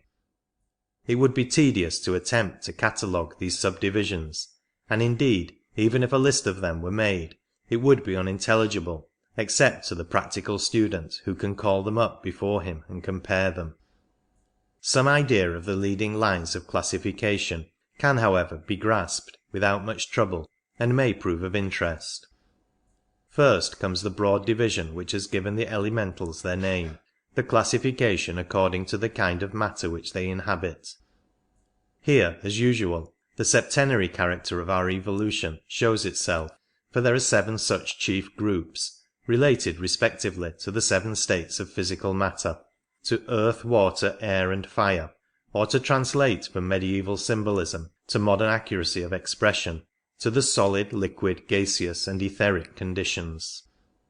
It has long been the custom to pity and despise the ignorance of the alchemists of the Middle Ages, because they gave the title of elements to substances which modern chemistry has discovered to be compounds. But in speaking of them thus slightingly, we have done them great injustice, for their knowledge on this subject was really wider, not narrower, than ours. They may or may not have catalogued all the 60 or 70 substances which we now call elements, but they certainly did not apply that name to them, for their occult studies had taught them that in that sense of the word there was but one element, Akasha itself, of which these and all other forms of matter were but modifications, a truth which some of the greatest chemists of the present day are just beginning to suspect. The fact is that in this particular case our despised forefathers' analysis went several steps deeper than our own. They understood and were able to observe the ether, which modern science can only postulate as a necessity for its theories. They were aware that it consists of physical matter in 4 entirely distinct states above the gaseous, a fact which has not yet been rediscovered. They knew that all physical objects consisted of matter in one or other of these 7 states, and that into the composition of every organic body all 7 entered in a greater or lesser degree. Hence all their talk of fiery and watery humours, or elements, which seems so grotesque to us. It is obvious that they used the latter word simply as a synonym for constituent parts, without in the least degree intending it to connote the idea of substances which could not be further reduced. They knew also that each of these orders of matter served as an upadhi, or basis of manifestation for a great class of evolving monadic essence, and so they christened the essence elemental. What we have to try to realize then is that in every particle of solid matter, so long as it remains in that condition, there resides, to use the picturesque phraseology of medieval students, an earth elemental, that is, a certain amount of the living elemental essence appropriate to it, while equally in every particle of matter in the liquid, gaseous or etheric states, the water, air and fire elementals respectively inhere. It will be observed that this first broad division of the third of the elemental kingdoms is, so to speak, a horizontal one.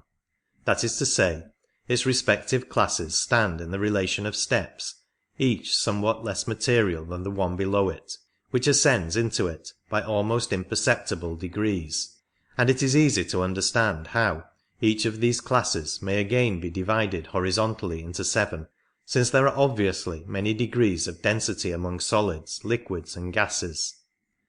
There is, however, what may be described as a perpendicular division also, and this is somewhat more difficult to comprehend, especially as great reserve is always maintained by occultists as to some of the facts which would be involved in a fuller explanation of it. Perhaps the clearest way to put what is permissible to say on the subject will be to state that in each of the horizontal classes and subclasses will be found 7 perfectly distinct types of elemental, the difference between them being no longer a question of degree of materiality, but rather of character and affinities. Each of these types so reacts upon the others that, though it is impossible for them ever to interchange their essence, in each of them 7 subtypes will be found to exist, distinguished by the colouring given to their original peculiarity by the influence which sways them most readily.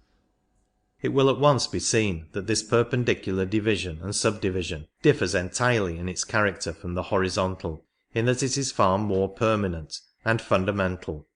For while it is the evolution of the elemental kingdom to pass with almost infinite slowness through its various horizontal classes and subclasses in succession, and thus to belong to them all in turn, this is not so with regard to the types and subtypes, which remain unchangeable all the way through. A point which must never be lost sight of in endeavouring to understand this elemental evolution is that it is taking place on what is sometimes called the downward curve of the arc. That is to say, it is progressing towards the complete entanglement in matter which we witness in the mineral kingdom, instead of away from it, as is most other evolution of which we know anything, and this fact sometimes gives it a curiously inverted appearance in our eyes, until we thoroughly grasp its object. In spite of these manifold subdivisions, there are certain properties which are possessed in common by all varieties of this strange living essence, but even these are so entirely different from any with which we are familiar on the physical plane, that it is exceedingly difficult to explain them to those who cannot themselves see it in action. Let it be premised, then, that when any portion of this essence remains for a few moments entirely unaffected by any outside influence, a condition, by the way, which is hardly ever realized, it is absolutely without any definite form of its own, though even then its motion is rapid and ceaseless. But on the slightest disturbance, set up perhaps by some passing thought current, it flashes into a bewildering confusion of restless, ever-changing shapes, which form, rush about, and disappear with the rapidity of the bubbles on the surface of boiling water. These evanescent shapes, though generally those of living creatures of some sort, human or otherwise, no more express the existence of separate entities in the essence than do the equally changeful and multiform waves raised in a few moments on a previously smooth lake by a sudden squall. They seem to be mere reflections from the vast storehouse of the astral light, yet they have usually a certain appropriateness to the character of the thought stream which calls them into existence, though nearly always with some grotesque distortion, some terrifying or unpleasant aspect about them.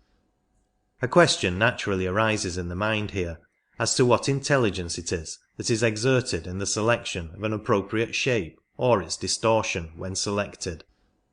We are not dealing with the more powerful and longer lived artificial elemental created by a strong definite thought, but simply with the results produced by the stream of half-conscious involuntary thoughts which the majority of mankind allow to flow idly through their brains, so that the intelligence is obviously not derived from the mind of the thinker, and we certainly cannot credit the elemental essence itself, which belongs to a kingdom further from individualization even than the mineral, with any sort of awakening of the manasic quality.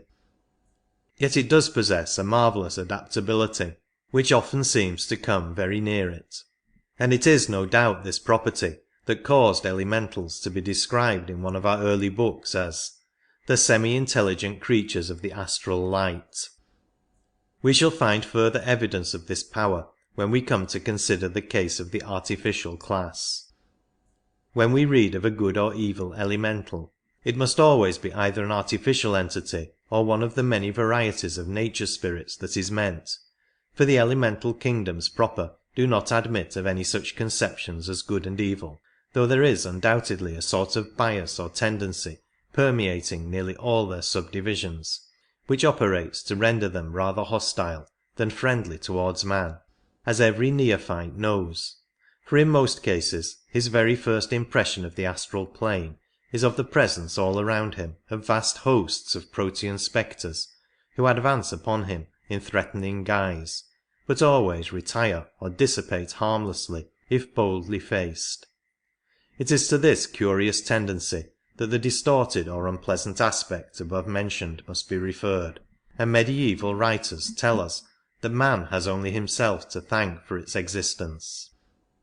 In the golden age before this, Kali Yuga men were on the whole less selfish and more spiritual, and then the elementals were friendly, though now they are no longer so because of man's indifference to, and want of sympathy with, other living beings. From the wonderful delicacy with which the essence responds to the faintest action of our minds or desires, it seems clear that this elemental kingdom as a whole is very much what the collective thought of humanity makes it. Anyone who will think for a moment how far from elevating the action of that collective thought is likely to be at the present time, will see little reason to wonder that we reap as we have sown, and that this essence, which has no power of perception, but only blindly receives and reflects what is projected upon it, should usually exhibit unfriendly characteristics. There can be no doubt that in later races or rounds, when mankind as a whole has evolved to a much higher level, the elemental kingdoms will be influenced by the changed thought which continually impinges upon them, and we shall find them no longer hostile but docile and helpful, as we are told that the animal kingdom will also be.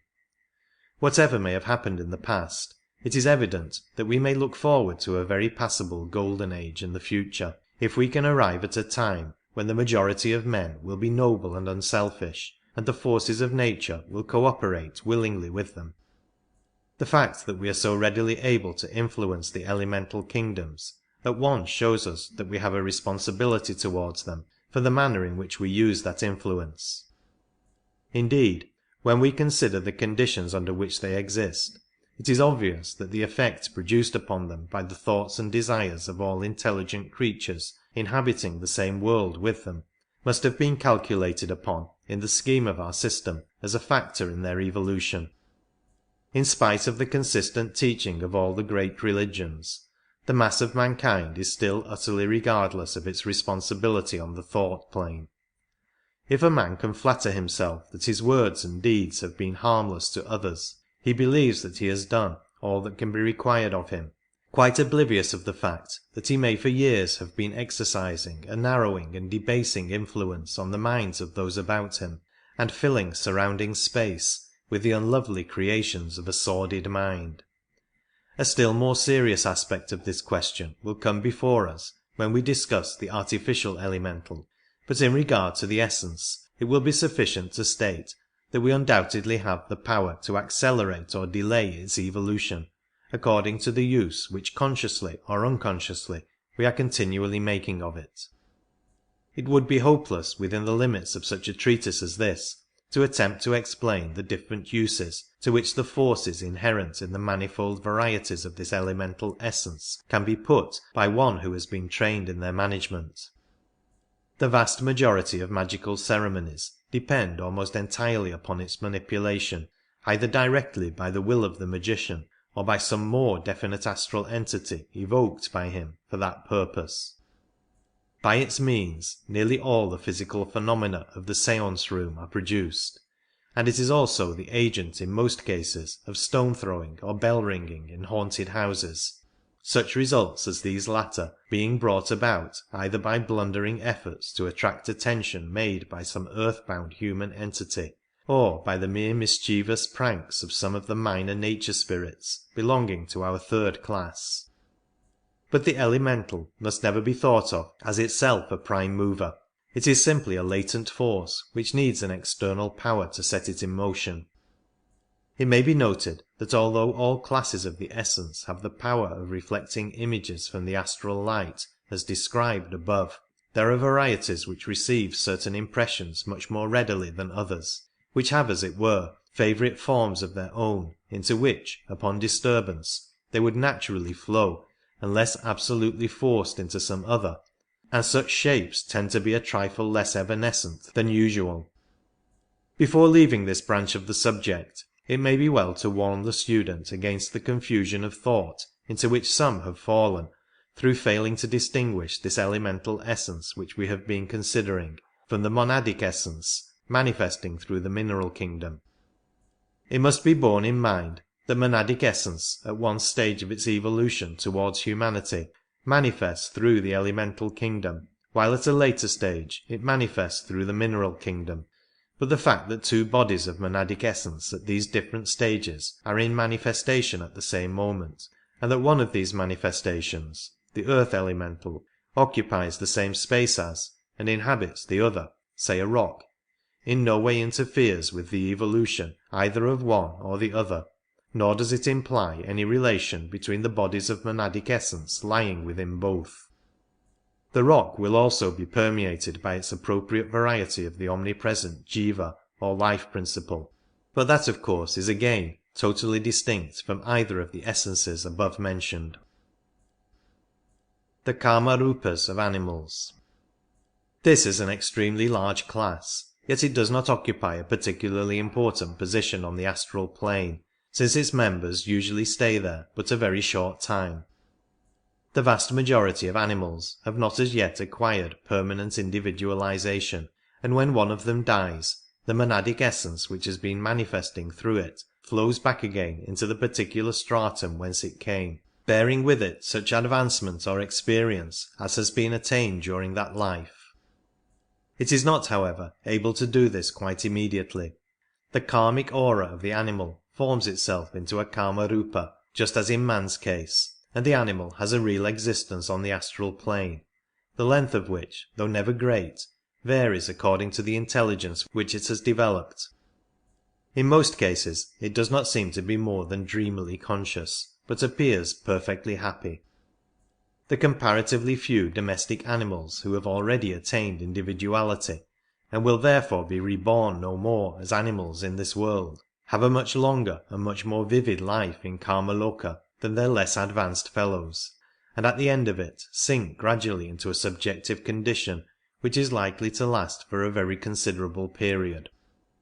One interesting subdivision of this class consists of the Kama-rupas of those anthropoid apes mentioned in The Secret Doctrine, Volume 1, page 184, who are already individualized and will be ready to take human incarnation in the next round, or perhaps some of them even sooner. 3. Nature spirits of all kinds. So many and so varied are the subdivisions of this class that to do them anything like justice one would need to devote a separate treatise to this subject alone. Some characteristics, however, they all have in common, and it will be sufficient here to try to give some idea of those. To begin with, we have to realize that we are here dealing with entities which differ radically from all that we have hitherto considered.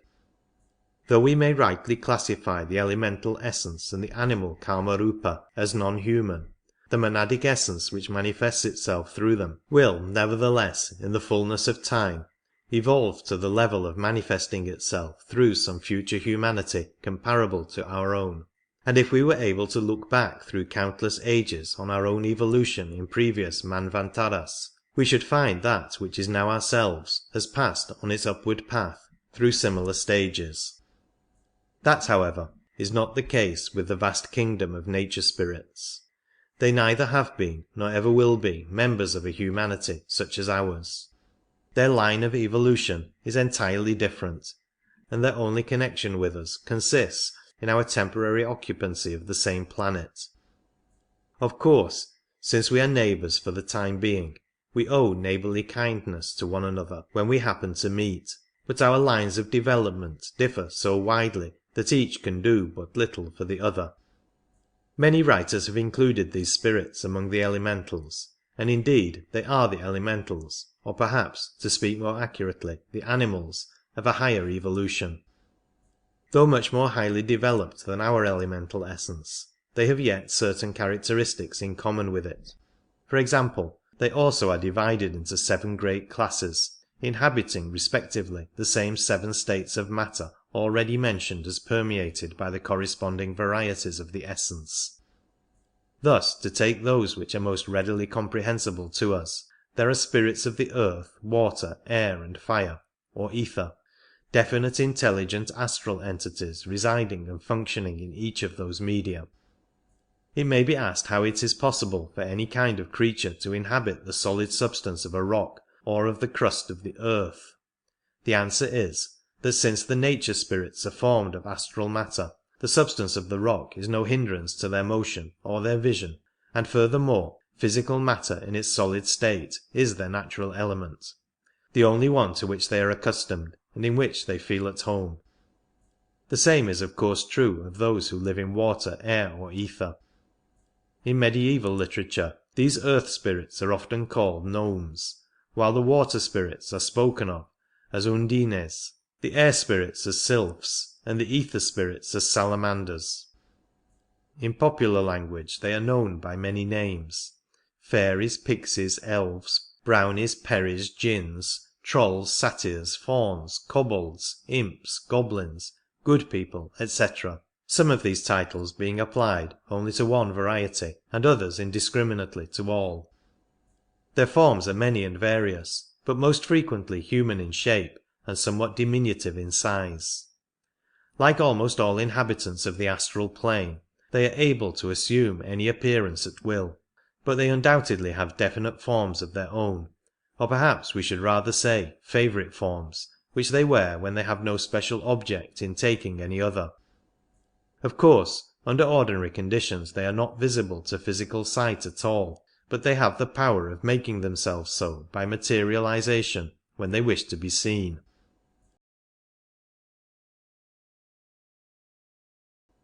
The great majority of them apparently prefer to avoid man altogether. His habits and emanations are distasteful to them, and the constant rush of astral currents, set up by his restless, ill-regulated desires, disturbs and annoys them. On the other hand, instances are not wanting in which nature spirits have, as it were, made friends with human beings, and offered them such assistance as lay in their power, as in the well-known stories told of the Scotch brownies or of the fire-lighting fairies mentioned in spiritualistic literature. This helpful attitude, however, is comparatively rare, and in most cases, when they come in contact with man, they either show indifference or dislike, or else take an impish delight in deceiving him and playing childish tricks upon him. Many a story illustrative of this curious characteristic may be found among the village gossip of the peasantry in almost any lonely mountainous district, and anyone who has been in the habit of attending seances for physical phenomena will recollect instances of practical joking and silly though usually good-natured horseplay, which always indicate the presence of some of the lower orders of the nature spirits. They are greatly assisted in their tricks by the wonderful power which they possess of casting a glamour over those who yield themselves to their influence, so that such victims for the time see and hear only what these fairies impress upon them, exactly as the mesmerized subject sees, hears, feels and believes whatever the magnetizer wishes. The nature spirits, however, have not the mesmerizer's power of dominating the human will, except in the case of quite unusually weak-minded people, or of those who allow themselves to fall in such a condition of helpless terror that their will is temporarily in abeyance. They cannot go beyond deception of the senses, but of that art they are undoubted masters, and cases are not wanting in which they have cast their glamour over a considerable number of people at once. It is by invoking their aid in the exercise of this peculiar power that some of the most wonderful feats of the Indian jugglers are performed, the entire audience being in fact hallucinated and made to imagine that they see and hear a whole series of events which have not really taken place at all. We might almost look upon the nature spirits as a kind of astral humanity, but for the fact that none of them, not even the highest, possess a permanent reincarnating individuality. Apparently, therefore, one point in which their line of evolution differs from ours is that a much greater proportion of intelligence is developed before permanent individualization takes place. But of the stages through which they have passed, and those through which they have yet to pass, we can know little. The life periods of the different subdivisions vary greatly, some being quite short, others much longer than our human lifetime. We stand so entirely outside such a life as theirs that it is impossible for us to understand much about its conditions, but it appears on the whole to be a simple, joyous, irresponsible kind of existence, much such as a party of happy children might lead among exceptionally favourable physical surroundings. Though tricky and mischievous, they are rarely malicious, unless provoked by some unwarrantable intrusion or annoyance. But as a body, they also partake to some extent of the universal feeling of distrust for man, and they generally seem inclined to resent somewhat the first appearance of a neophyte on the astral plane, so that he usually makes their acquaintance under some unpleasant or terrifying form. If, however, he declines to be frightened by any of their freaks, they soon accept him as a necessary evil, and take no further notice of him, while some among them may even, after a time, become friendly and manifest pleasure on meeting him. Some among the many subdivisions of this class are much less childlike and more dignified than those we have been describing, and it is from these sections that the entities who have sometimes been reverenced under the name of wood gods or local village gods have been drawn. Such entities would be quite sensible of the flattery involved in the reverence shown to them, would enjoy it, and would no doubt be quite ready to do any small service they could in return. The village god is also often an artificial entity, but that variety will be considered in its appropriate place. The adept knows how to make use of the services of the nature spirits when he requires them, but the ordinary magician can obtain their assistance only by processes either of invocation or evocation, that is, either by attracting their attention as a suppliant and making some kind of bargain with them, or by endeavouring to set in motion influences which would compel their obedience. Both methods are extremely undesirable, and the latter is also excessively dangerous, as the operator would arouse a determined hostility which might prove fatal to him. Needless to say, no one studying occultism under a qualified master would ever be permitted to attempt anything of the kind at all. 4. The Devas. The highest system of evolution connected with this earth, so far as we know, is that of the beings whom Hindus call the Devas, and who have elsewhere been spoken of as angels, sons of God, etc. They may in fact be regarded as a kingdom lying next above humanity, in the same way as humanity in turn lies next above the animal kingdom, but with this important difference, that while for an animal there is no possibility of evolution through any kingdom but the human, man, when he attains a certain high level, finds various paths of advancement opening before him, of which this great Deva evolution is only one. In comparison with the sublime renunciation of the Nirmanakaya, the acceptance of this line of evolution is sometimes spoken of in the books as yielding to the temptation to become a god, but it must not be inferred from this expression that any shadow of blame attaches to the man who makes this choice. The path he selects is not the shortest, but it is nevertheless a very noble one, and if his developed intuition impels him towards it, it is probably the one best suited for his capacities. We must never forget that in spiritual as in physical climbing, it is not everyone who can bear the strain of the steeper path. There may be many for whom what seems the slower way is the only one possible, and we should indeed be unworthy followers of the great teachers if we allowed our ignorance to betray us into the slightest thought of despisal towards those whose choice differs from our own. However confident that ignorance of the difficulties of the future may allow us to feel now, it is impossible for us to tell at this stage what we shall find ourselves able to do when, after many lives of patient striving, we have earned the right to choose our own future, and indeed, even those who yield to the temptation to become gods have a sufficiently glorious career before them, as will presently be seen. To avoid possible misunderstanding, it may be mentioned, par parenthèse, that there is another and entirely evil sense sometimes attached in the books to this phrase of becoming a god,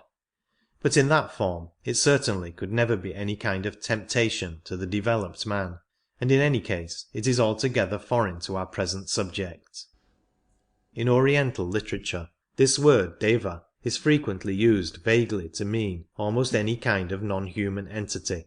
so that it would often include Dhyan Chauhans on the one hand, and nature spirits and artificial elementals on the other. Here, however, its use will be restricted to the magnificent evolution which we are now considering. Though connected with this earth, the Devas are by no means confined to it, for the whole of our present chain of 7 worlds is as one world to them, their evolution being through a grand system of 7 chains.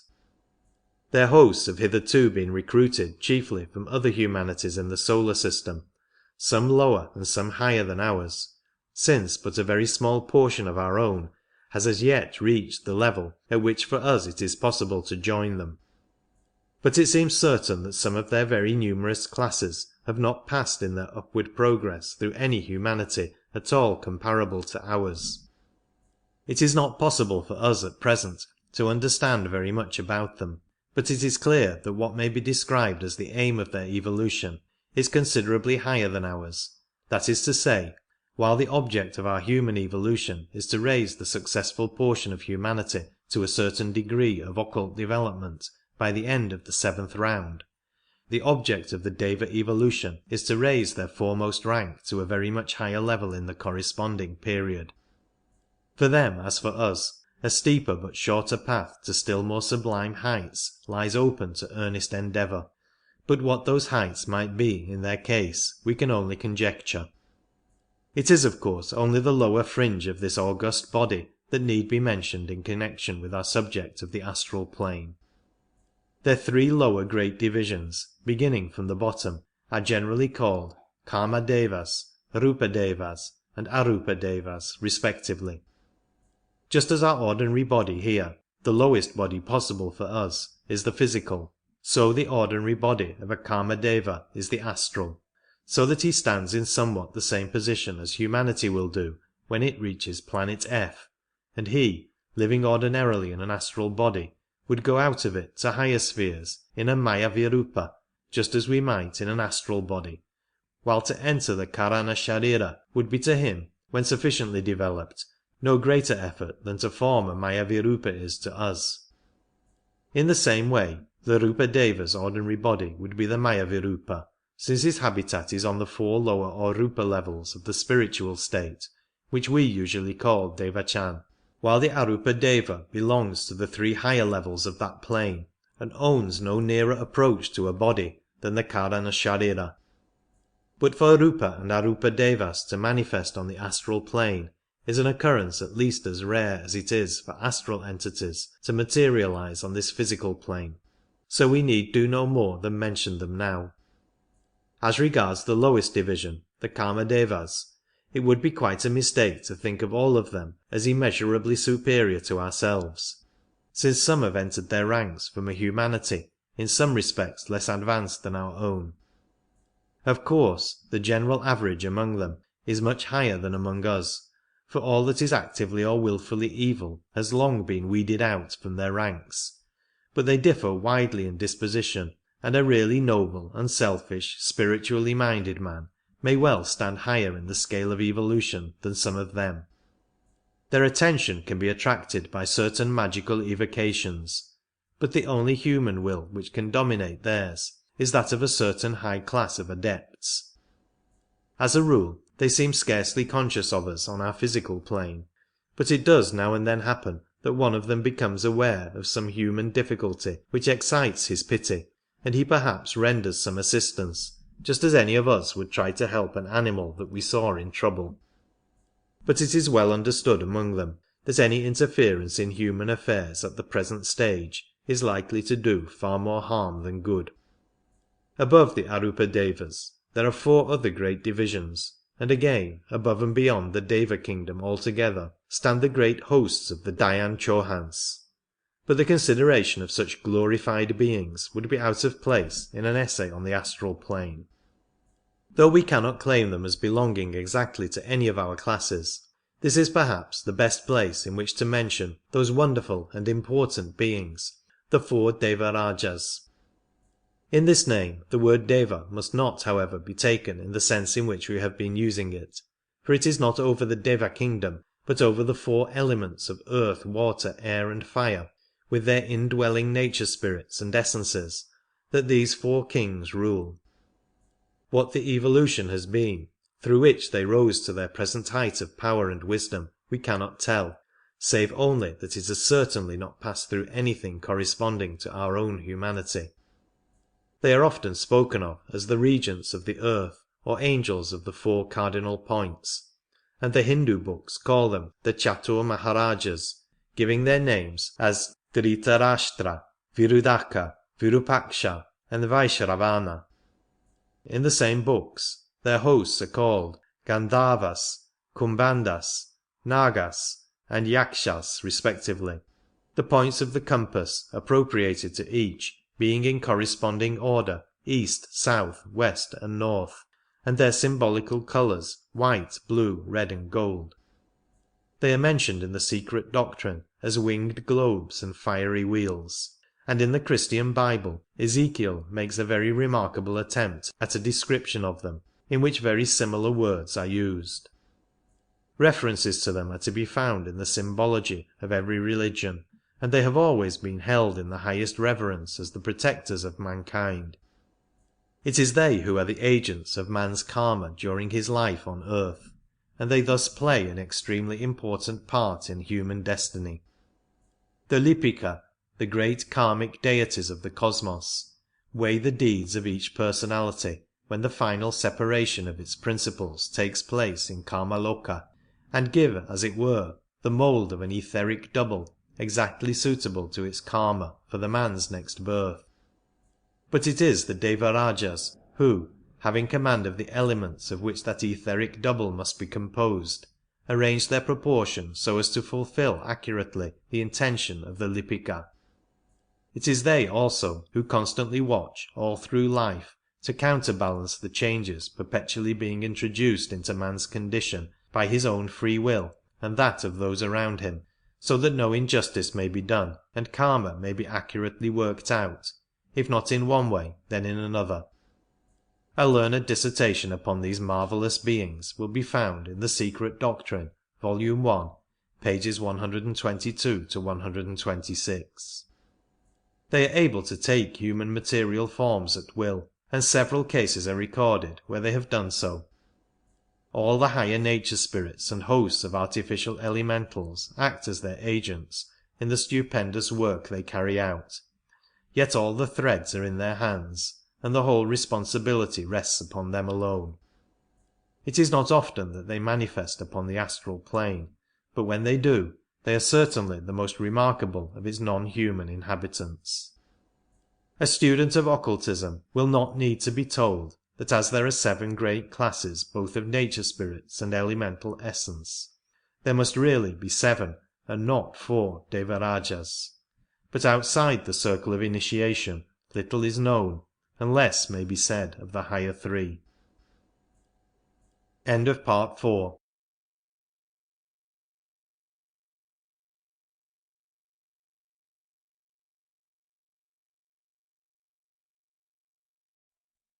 Part 5 of The Astral Plane by C. W. Ledbetter.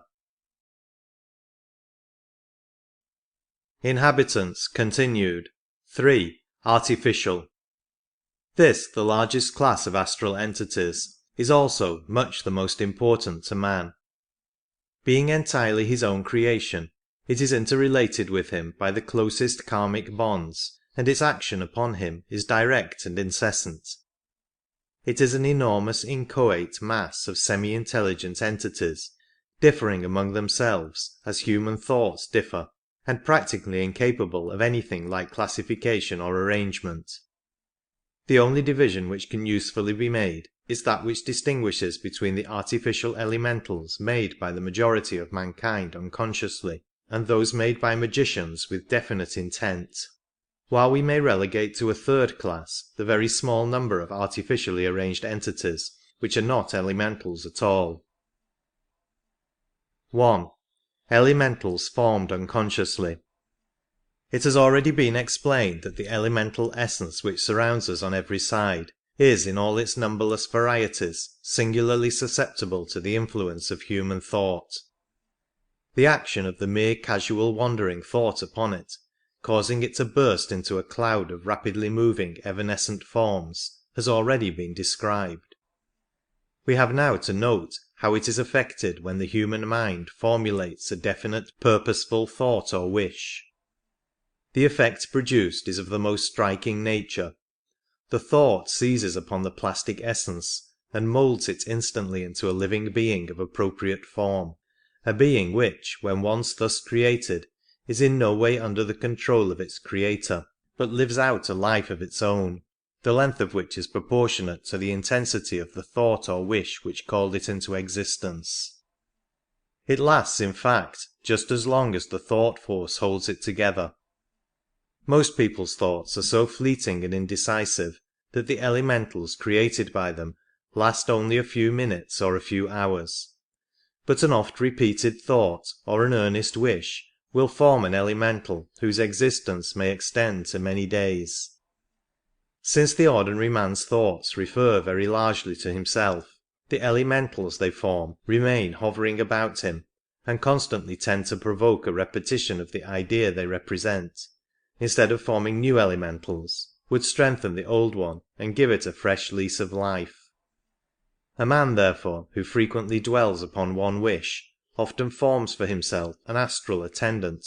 which, constantly fed by fresh thought, may haunt him for years, ever gaining more and more strength and influence over him, and it will easily be seen that if the desire be an evil one, the effect upon his moral nature may be of the most disastrous character. Still more pregnant of result for good or evil are man's thoughts about other people, for in that case they hover not about the thinker but about the object of the thought. A kindly thought about any person, or an earnest wish for his good will, form and project towards him a friendly artificial elemental. If the wish be a definite one, as for example that he may recover from some sickness, then the elemental will be a force ever hovering over him to promote his recovery, or to ward off any influence that might tend to hinder it, and in doing this it will display what appears like a very considerable amount of intelligence and adaptability, though really it is simply a force acting along the line of least resistance, pressing steadily in one direction all the time, and taking advantage of any channel that it can find, just as the water in a cistern would in a moment find the one open pipe among a dozen closed ones, and proceed to empty itself through that. If the wish be merely an indefinite one for his general good, the elemental essence in its wonderful plasticity will respond exactly to that less distinct idea also, and the creature formed will expend its force in the direction of whatever action for the man's advantage comes most readily to hand. Of course, in all cases the amount of such force it has to expend, and the length of time that it will live to expend it, depend entirely upon the strength of the original wish or thought which gave it birth, though it must be remembered that it can be, as it were, fed and strengthened, and its life period protracted by other good wishes or friendly thoughts projected in the same direction. Furthermore, it appears to be actuated, like most other beings, by an instinctive desire to prolong its life, and thus reacts on its creator as a force constantly tending to provoke the renewal of the feeling which called it into existence.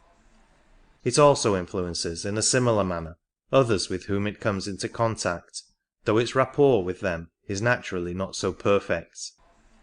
All that has been said as to the effect of good wishes and friendly thoughts is also true in the opposite direction of evil wishes and angry thoughts,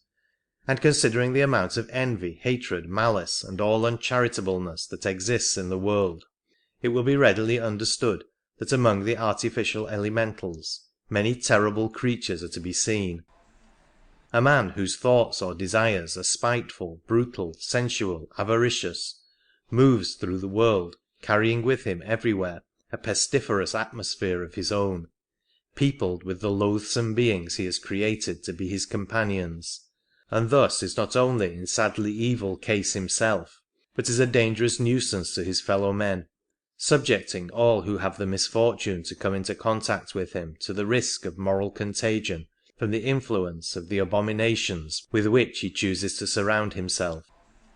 A feeling of envious or jealous hatred towards another person will send an evil elemental to hover over him and seek for a weak point through which it can operate, and if the feeling be a persistent one, such a creature may be continually nourished by it, and thereby enabled to protract its undesirable activity for a very long period. It can, however, produce no effect upon the person towards whom it is directed, unless he has himself some tendency which it can foster, some fulcrum for its lever, as it were. From the aura of a man of pure thought and good life, all such influences at once rebound, finding nothing upon which they can fasten, and in that case, by a very curious law, they react in all their force upon their original creator. In him, by the hypothesis, they find a very congenial sphere of action, and thus the karma of his evil wish works itself out at once by means of the very entity which he himself has called into existence. It occasionally happens, however, that an artificial elemental of this description is for various reasons unable to expend its force either upon its object or its creator, and in such cases it becomes a kind of wandering demon, readily attracted by any person who indulges feelings similar to that which gave it birth, and equally prepared either to stimulate such feelings in him for the sake of the strength it may gain for them, or to pour out its store of evil influence upon him through any opening which he may offer it. If it is sufficiently powerful to seize upon and inhabit some passing shell, it frequently does so, as the possession of such a temporary home enables it to husband its dreadful resources more carefully. In this form it may manifest through a medium, and by masquerading as some well-known friend, may sometimes obtain an influence over people upon whom it would otherwise have little hold. What has been written above will serve to enforce the statement already made as to the importance of maintaining a strict control over our thoughts. Many a well-meaning man who is scrupulously careful to do his duty towards his neighbour in word and deed is apt to consider that his thoughts at least are nobody's business but his own, and so lets them run riot in various directions, utterly unconscious of the swarms of baleful creatures he is launching upon the world. To such a man an accurate comprehension of the effect of thought and desire in producing artificial elementals would come as a horrifying revelation. On the other hand, it would be the greatest consolation to many devoted and grateful souls who are oppressed with the feeling that they are unable to do anything in return for the kindness lavished upon them by their benefactors. For friendly thoughts and earnest good wishes are as easily and as effectually formulated by the poorest as by the richest, and it is within the power of almost any man, if he will take the trouble, to maintain what is practically a good angel always at the side of the brother or sister, the friend or the child whom he loves best, no matter in what part of the world he may be. Many a time a mother's loving thoughts and prayers have formed themselves into an angel guardian for the child, and except in the almost impossible case that the child had in him no instinctive response to a good influence, have undoubtedly given him assistance and protection. Such guardians may often be seen by clairvoyant vision, and there have even been cases where one of them has had sufficient strength to materialize, and become for the moment visible to physical sight. A curious fact which deserves mention here is that even after the passage of the mother into the devachanic condition, the love which she pours out upon the children she thinks of as surrounding her will react upon the real children still living in this world, and will often support the guardian elemental which she created while on earth, until her dear ones themselves pass away in turn. As Madame Blavatsky remarks, her love will always be felt by the children in the flesh. It will manifest in their dreams, and often in various events, in providential protections and escapes. For love is a strong shield, and is not limited by space or time. Key to Theosophy, page 150. All the stories of the intervention of guardian angels must not, however, be attributed to the action of artificial elementals, for in many cases such angels have been the souls of either living or recently departed human beings, and they have also occasionally, though rarely, been devas.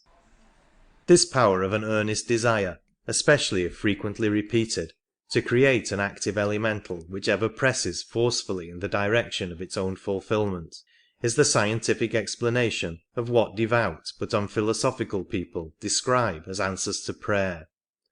There are occasions, though at present these are rare, when the karma of the person so praying is such as to permit of assistance being directly rendered to him by an adept or his pupil,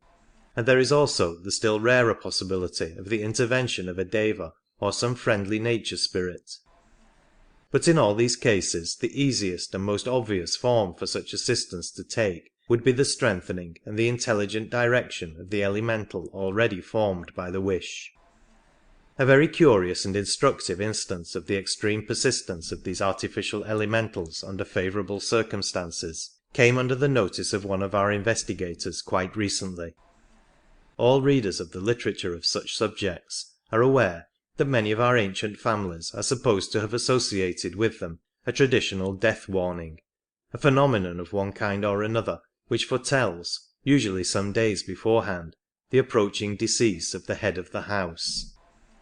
A picturesque example of this is the well-known story of the White Bird of the Oxenhams, whose appearance has ever since the time of Queen Elizabeth been recognized as a sure presage of the death of some member of the family, while another is the spectral coach which is reported to drive up to the door of a certain castle in the north when a similar calamity is impending.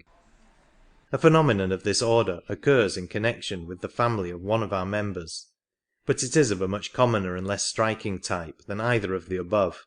consisting only of a solemn and impressive strain of dirge-like music, which is heard apparently floating in the air 3 days before the death takes place. Our member, having himself twice heard this mystic sound, finding its warning in both cases quite accurate, and knowing also that according to family tradition the same thing had been happening for several centuries, set himself to seek by occult methods for the cause underlying so strange a phenomenon. The result was unexpected but interesting. It appeared that somewhere in the 12th century the head of the family went to the Crusades, like many another valiant man, and took with him to win his spurs in the sacred cause his youngest and favourite son, a promising youth whose success in life was the dearest wish of his father's heart. Unhappily, however, the young man was killed in battle, and the father was plunged into the depths of despair, lamenting not only the loss of his son, but still more the fact that he was cut off so suddenly in the full flush of careless and not altogether blameless youth. So poignant indeed were the old man's feelings that he cast off his knightly armour and joined one of the great monastic orders, vowing to devote all the remainder of his life to prayer, first for the soul of his son, and secondly that henceforward no descendant of his might ever again encounter what seemed to his simple and pious mind the terrible danger of meeting death unprepared. Day after day for many a year he poured all the energy of his soul into the channel of that one intense wish, firmly believing that somehow or other the result he so earnestly desired would be brought about. A student of occultism will have little difficulty in deciding what would be the effect of such a definite and long-continued stream of thought. Our knightly monk created an artificial elemental of immense power and resourcefulness for its own particular object, and accumulated within it a store of force which would enable it to carry out his wishes for an indefinite period. An elemental is a perfect storage battery, one from which there is practically no leakage, and when we remember what its original strength must have been, and how comparatively rarely it would be called upon to put it forth, we shall scarcely wonder that even now it exhibits unimpaired vitality, and still warns the direct descendants of the old Crusader of their approaching doom by repeating in their ears the strange wailing music which was the dirge of a young and valiant soldier 700 years ago in Palestine. 2. Elementals formed consciously. Since such results as have been described above have been achieved by the thought force of men who were entirely in the dark as to what they were doing, it will readily be imagined that a magician who understands the subject, and can see exactly what effect he is producing, may wield immense power along these lines. As a matter of fact, occultists of both the white and dark schools frequently use artificial elementals in their work, and few tasks are beyond the powers of such creatures when scientifically prepared and directed with knowledge and skill. For one who knows how to do so can maintain a connection with his elemental and guide it, no matter at what distance it may be working, so that it will practically act as though endowed with the full intelligence of its master. Very definite and very efficient guardian angels have sometimes been supplied in this way, though it is probably very rarely that Karina permits such a decided interference in a person's life as that would be. In such a case, however, as that of a pupil of the Adepts, who might have in the course of his work for them to run the risk of attack from forces with which his unaided strength would be entirely insufficient to cope, guardians of this description have been given and have fully provided their sleepless vigilance and their tremendous power. By some of the more advanced processes of black magic, also, artificial elementals of great power may be called into existence, and much evil has been worked in various ways by such entities. But it is true of them as of the previous class, that if they are aimed at a person whom by reason of his purity of character they are unable to influence, they react with terrible force upon their creator, so that the medieval story of the magician being torn to pieces by the fiends he himself had raised is no mere fable, but may well have an awful foundation in fact.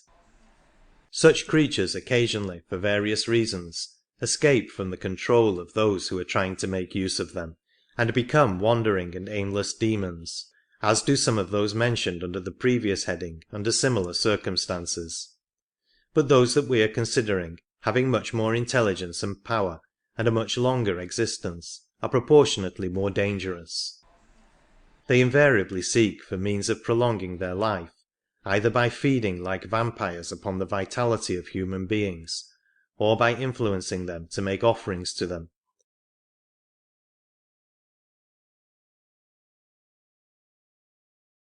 The art of manufacturing artificial elementals of extreme virulence and power seems to have been one of the specialities of the magicians of Atlantis, the Lords of the Dark Face. One example of their capabilities in this line is given in The Secret Doctrine, Volume 2, page 427,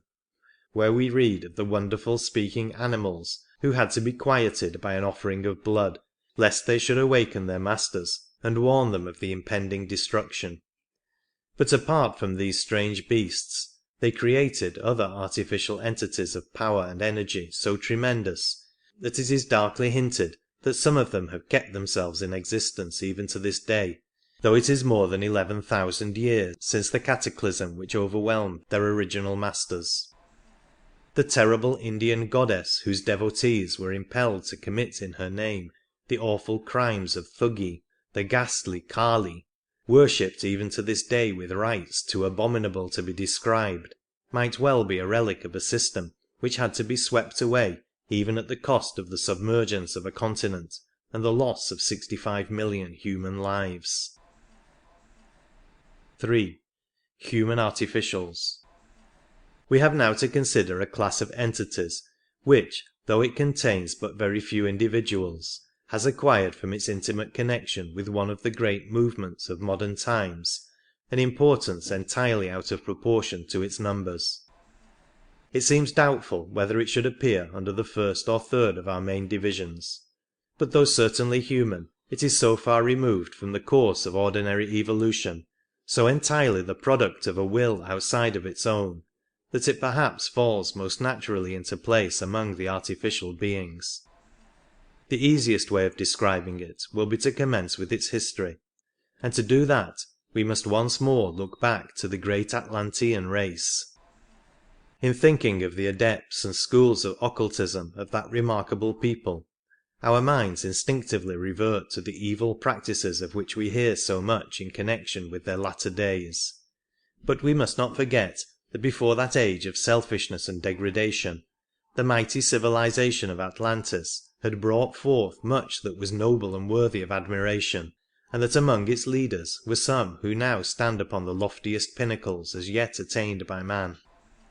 Among the lodges for occult study preliminary to initiation formed by the adepts of the good law was one in a certain part of America which was then tributary to one of the great Atlantean monarchs, the divine rulers of the Golden Gate. And though it has passed through many and strange vicissitudes, though it has had to move its headquarters from country to country, as each in turn was invaded by the jarring elements of a later civilization, that lodge still exists even at the present day, observing still the same old world ritual, even teaching as a sacred and hidden language the same Atlantean tongue which was used as its foundation so many thousands of years ago. It still remains what it was from the first, a lodge of occultists of pure and philanthropic aims, which can lead those students whom it finds worthy no inconsiderable distance on the road to knowledge, and confers such psychic powers as are in its gift only after the most searching tests as to the fitness of the candidate. Its teachers do not stand upon the adept level, yet hundreds have learnt through it how to set their feet upon the path which has led them to adeptship in later lives, and though it is not in direct communication with the Brotherhood of the Himalayas, there are some among the latter who have themselves been connected with it in former incarnations, and therefore retain a more than ordinarily friendly interest in its proceedings. The chiefs of this lodge, though they have always kept themselves and their society strictly in the background, have nevertheless done what they could from time to time to assist the progress of truth in the world, and some half-century ago, in despair at the rampant materialism which seemed to be stifling all spirituality in Europe and America, they determined to make an attempt to combat it by somewhat novel methods. In point of fact, to offer opportunities by which any reasonable man could acquire absolute proof of that life apart from the physical body, which it was the tendency of science to deny. The phenomena exhibited were not in themselves absolutely new, since in some form or other we may hear of them all through history, but their definite organization, their production as it were to order, these were features distinctly new to the modern world. The movement they thus set on foot gradually grew into the vast fabric of modern spiritualism, and though it would perhaps be unfair to hold the originators of the scheme directly responsible for many of the results which have followed, we must admit that they have achieved their purpose to the extent of converting vast numbers of people from a belief in nothing in particular to a firm faith in at any rate some kind of future life. This is undoubtedly a magnificent result, though, in the opinion of many of those whose power and knowledge enable them to take a wider view of such matters than we can, it has been attained at too great a cost, since it seems to them that on the whole the harm done outweighs the good. The method adopted was to take some ordinary person after death, arouse him thoroughly upon the astral plane, instruct him to a certain extent in the powers and possibilities belonging to it, and then put him in charge of a spiritualistic circle. He, in his turn, developed other departed personalities along the same line. They all acted upon those who sat at their seances, and developed them as mediums, and so spiritualism grew and flourished. No doubt living members of the original lodge occasionally manifested themselves in astral form at some of the circles. Perhaps they may do so even now. But in most cases they simply gave such direction and guidance as they considered necessary to the persons they had put in charge. There is little doubt that the movement increased so much more rapidly than they had expected, that it soon got quite beyond their control, so that, as has been said, for many of the later developments they can only be held indirectly responsible. Of course, the intensification of the astral plane life in those persons who were thus put in charge of circles distinctly delayed their natural progress, and though the idea had been that anything lost in this way would be fully atoned for by the good karma gained by helping to lead others to the truth, it was soon found that it was impossible to make use of a spirit guide for any length of time without doing him serious and permanent injury. In some cases such guides were therefore withdrawn, and others substituted for them. In others it was considered for various reasons undesirable to make such a change, and then a very remarkable expedient was adopted, which gave rise to the curious class of creatures we have called human artificials. The higher principles of the original guide were allowed to pass on their long-delayed evolution into the devachanic condition, but the shade he left behind him was taken possession of, sustained, and operated upon so that it might appear to its admiring circle practically just as before. This seems at first to have been done by members of the lodge themselves, but apparently that arrangement was found irksome or unsuitable, or perhaps was considered a waste of force, and the same objection applied to the use for this purpose of an artificial elemental. So it was eventually decided that the departed person who would have been appointed to succeed the late spirit guide should still do so, but should take possession of the latter's shade or shell, and in fact simply wear his appearance. It is said that some members of the lodge objected to this on the ground that though the purpose might be entirely good, a certain amount of deception was involved. But the general opinion seems to have been that as the shade really was the same, and contained something at any rate of the original lower manas, there was nothing that could be called deception in the matter. This, then, was the genesis of the human artificial entity,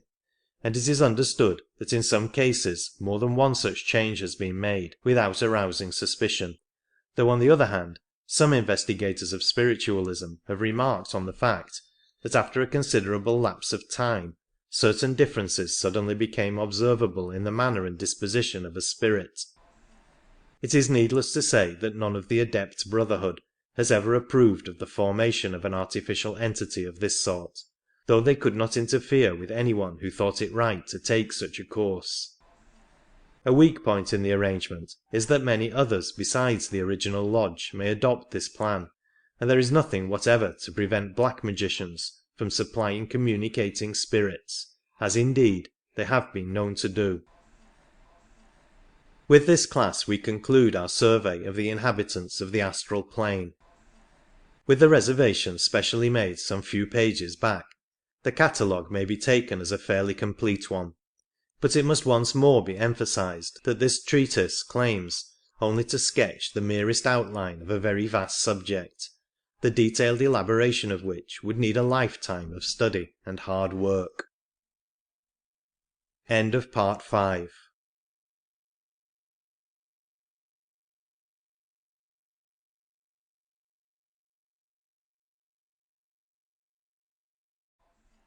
Part 6 of the Astral Plane by C. W. Ledbetter.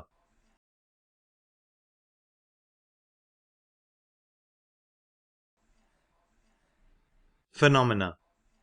Though in the course of this paper various superphysical phenomena have been mentioned and to some extent explained, it will perhaps before concluding be desirable so far to recapitulate as to give a list of those which are most frequently met with by the student of these subjects, and to show by which of the agencies we have attempted to describe they are usually caused. The resources of the astral world, however, are so varied that almost any phenomenon with which we are acquainted can be produced in several different ways, so that it is only possible to lay down general rules in the matter. Apparitions or ghosts furnish a very good instance of the remark just made, for in the loose manner in which the words are ordinarily used, they may stand for almost any inhabitant of the astral plane. Of course, psychically developed people are constantly seeing such things, but for an ordinary person to see a ghost, as the common expression runs, one of two things must happen. Either that ghost must materialize, or that person must have a temporary flash of psychic perception. But for the fact that neither of these events is a common one, ghosts would be met with in our streets as frequently as living people. Churchyard ghosts. If the ghost is seen hovering about a grave, it is probably the etheric shell of a newly buried person, though it may be the astral body of a living man haunting in sleep the tomb of a friend. Or again, it may be a materialized thought form, that is, an artificial elemental created by the energy with which a man thinks of himself as present in that particular spot. These varieties would be easily distinguishable one from the other by anyone accustomed to use astral vision, but an unpractised person would be quite likely to call them all, vaguely, ghosts. Apparitions at the time of death are by no means uncommon, and are very often really visits paid by the astral form of the dying man just before what we elect to call the moment of dissolution, though here again they are quite likely to be thought forms called into being by his earnest wish to see some friend once more before he passes into an unfamiliar condition. Haunted localities. Apparitions at the spot where some crime was committed are usually thought forms projected by the criminal, who, whether living or dead, but most especially when dead, is perpetually thinking over again and again the circumstances of his action, and since these thoughts are naturally specially vivid in his mind on the anniversary of the original crime, it is often only on that occasion that the artificial elementals he creates are strong enough to materialize themselves to ordinary sight, a fact which accounts for the periodicity of some manifestations of this class. Another point in reference to such phenomena is, that wherever any tremendous mental disturbance has taken place, wherever overwhelming terror, pain, sorrow, hatred, or indeed any kind of intense passion has been felt, an impression of so very marked a character has been made upon the astral light, that a person, with even the faintest glimmer of psychic faculty, cannot be but deeply impressed by it, and it would need but a slight temporary increase of sensibility to enable him to visualize the entire scene, to see the event in all its detail apparently taking place before his eyes, and in such a case he would of course report that the place was haunted and that he had seen a ghost. Indeed, people who are as yet unable to see psychically under any circumstances are frequently very unpleasantly impressed when visiting such places as we have mentioned. There are many, for example, who feel uncomfortable when passing the site of Tyburn Tree, or cannot stay in the Chamber of Horrors at Madame Tussaud's, though they may not be in the least aware that their discomfort is due to the dreadful impressions in the astral light, which surround places and objects redolent of horror and crime, and to the presence of the loathsome astral entities which always swarm about such centres. Family Ghosts.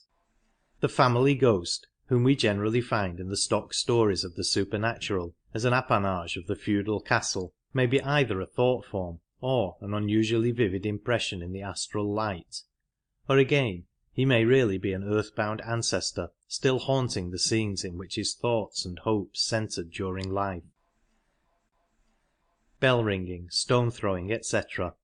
Another class of hauntings, which take the form of bell ringing, stone throwing, or the breaking of crockery, has already been referred to, and is almost invariably the work of elemental forces, either set blindly in motion by the clumsy efforts of an ignorant person trying to attract the attention of his surviving friends, or intentionally employed by some childishly mischievous nature spirit. The nature spirits are also responsible for whatever of truth there may be in all the strange fairy stories which are so common in certain parts of the country. Sometimes a temporary accession of clairvoyance, which is by no means uncommon among the inhabitants of lonely mountainous regions, enables some belated wayfarer to watch their joyous gambols. Sometimes strange tricks are played upon some terrified victim, and a glamour is cast over him, making him, for example, see houses and people where he knows none really exist. And this is frequently no mere momentary delusion, for a man will sometimes go through quite a long series of imaginary but most striking adventures, and then suddenly find that all his brilliant surroundings have vanished in a moment, leaving him standing in some lonely valley or on some wind-swept plain. On the other hand, it is by no means safe to accept as founded on fact all the popular legends on the subject, for the grossest superstition is often mingled with the theories of the peasantry about these beings, as was shown by a recent terrible murder case in Ireland. To the same entities must be attributed a large portion of what are called physical phenomena at spiritualistic séances. Indeed, many a séance has been given entirely by these mischievous creatures, and such a performance might easily include many very striking items, such as the answering of questions and delivery of pretended messages by raps or tilts, the exhibition of spirit lights, the apport of objects from a distance, the reading of thoughts which were in the mind of any person present, the precipitation of writings or drawings, and even materializations. In fact, the nature spirits alone, if any of them happen to be disposed to take the trouble, could give a séance equal to the most wonderful of which we read. For though there may be certain phenomena which they would not find it easy to reproduce, their marvellous power of glamour would enable them without difficulty to persuade the entire circle that these phenomena also had duly occurred, unless indeed there were present a trained observer who understood their arts and knew how to defeat them. As a general rule, whenever silly tricks or practical jokes are played at a séance, we may infer the presence either of low-class nature spirits, or of human beings who are of a sufficiently degraded type to find pleasure in such idiotic performances during life. Communicating entities. As to the entities who may communicate at a séance, or may obsess and speak through an entranced medium, their name is simply legion. There is hardly a single class among all the varied inhabitants of the astral plane from whose ranks they may not be drawn, though after the explanations given it will be readily understood that the chances are very much against their coming from a high one. A manifesting spirit may be exactly what it professes to be, but on the whole the probabilities are that it is nothing of the kind. and for the ordinary sitter there is absolutely no means of distinguishing the true from the false, since the extent to which a being, having all the resources of the astral plane at his command, can delude a person on the physical plane is so great that no reliance can be placed even on what seems the most convincing proof. If something manifests which announces itself as a man's long-lost brother, he can have no certainty that its claim is a just one. If it tells him of some fact known only to that brother and to himself, he remains unconvinced, for he knows that it might easily have read the information from his own mind or from his surroundings in the astral light. Even if it goes still further and tells him something connected with his brother, of which he himself is unaware, but which he afterwards verifies, he still realizes that even this may have been read from the astral record, or that what he sees before him may be only the shade of his brother, and so possess his memory without in any way being himself. It is not for one moment denied that the important communications have sometimes been made at séances by entities who in such cases have been precisely what they said they were. All that is claimed is that it is quite impossible for the ordinary person who visits a séance ever to be certain that he is not being cruelly deceived in one or other of half a dozen different ways. There have been a few cases in which members of the lodge of occultists, referred to above as originating the spiritualistic movement, have themselves given, through a medium, a series of valuable teachings on deeply interesting subjects, but this has invariably been at strictly private family séances, not at public performances for which money has been paid. Astral resources. To understand the methods by which a large class of physical phenomena are produced, it is necessary to have some comprehension of the various resources mentioned above which a person functioning on the astral plane finds at his command, and this is a branch of the subject which it is by no means easy to make clear, especially as it is hedged about with certain obvious necessary restrictions. It may perhaps help us if we remember that the astral plane may be regarded as in many ways only an extension of the physical, and the idea that matter may assume the etheric state in which, though intangible to us, it is yet purely physical, may serve to show us how the one melts into the other. In fact, in the Hindu conception of Jagrat, or the waking state, the physical and astral planes are combined, its 7 subdivisions corresponding to the 4 conditions of physical matter and the 3 broad divisions of astral matter explained above. With this thought in our minds, it is easy to move a step further and grasp the idea that astral vision, or rather astral perception, may, from one point of view, be defined as the capability of receiving an enormously increased number of different sets of vibrations. In our physical bodies, one small set of slow vibrations is perceptible to us as sound. Another small set of much more rapid vibrations affects us as light, and again, another set as electric action. But there are immense numbers of intermediate vibrations which produce no result which our physical senses can cognize at all. Now it will be readily seen that if all, or even some only, of these intermediates, with all the complications producible by differences of wavelength, are perceptible on the astral plane, our comprehension of nature might be very greatly increased on that level, and we might be able to acquire much information which is now hidden from us. Clairvoyance.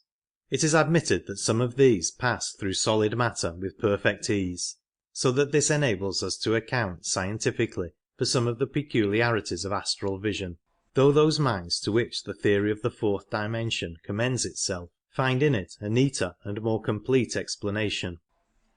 It is clear that the mere possession of this astral vision by a being would at once account for his capability to produce many results that seem very wonderful to us,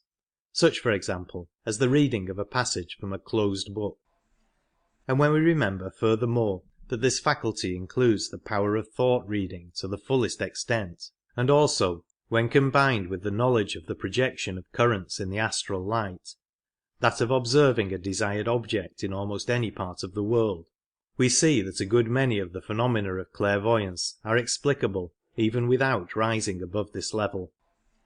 Of course, True, trained, and absolutely reliable clairvoyance calls into operation an entirely different set of faculties, but as these belong to a higher plane than the astral, they form no part of our present subject.